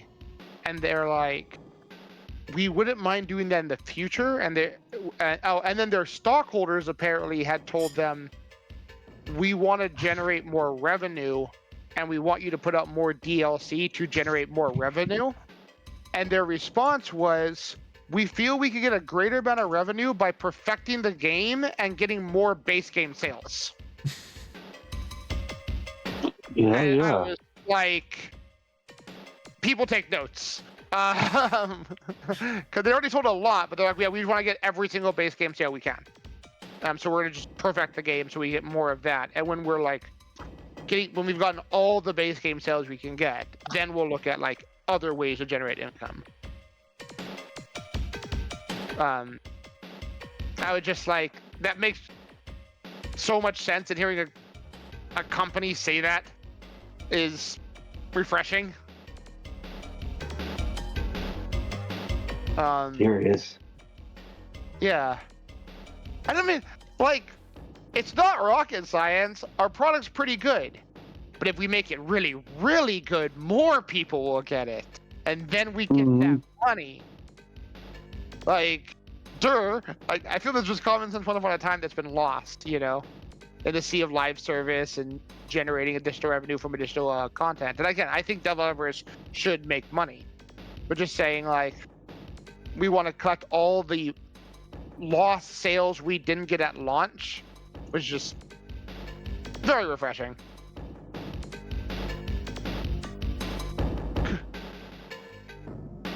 Fucking Eastern dev studios have always done well, but like, man, have they been really like impressing me lately. Not that anything new. They made Mario and Final Fantasy. Like, he's just always killed it with video games. But like, in workplace culture and like game development culture, they've been like a very positive force, in my opinion. Yeah.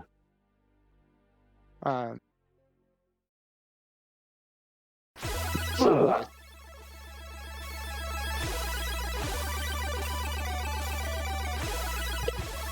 I'm a mute. No, Wrap up that's- stream. yep. Mm-hmm. Cool, and I am done with. Good night, everybody. DM. Good night. Good Rest night, buddy. well. Have a good day at work. Good night. Good night. Hey, you're off tomorrow. Good night. Yeah, I'll be on tomorrow. I'll see you here ways around. But in the meantime, I am getting tired. You all have a great one. Hey, I get being at work at 6 a.m. That's rough. I'm used to it, but I woke up at 6 this morning even though I'm sick because, well, that's when my body's alarm wakes up. So, Well, so yeah. have a good one. I won't be around much tomorrow, but yeah, I'll try to hit you up to do stuff on like Wednesday. I think Wednesday I don't think anything going on. So maybe we can Sounds do wonderful. something Please then. let me know. We'll see. Love to. Let me know. All right, dude. No, All take care. right, man. take care. Morning, rest turtle. well. Bye. Adios. Goodbye. Oh, Hey, Tell your mom. rest Thank you well. for Good night. Good night. God damn it. No. Okay, have a You good say night. good mom. I said I'm coming for your mom. Giggity. Dang. Stay away.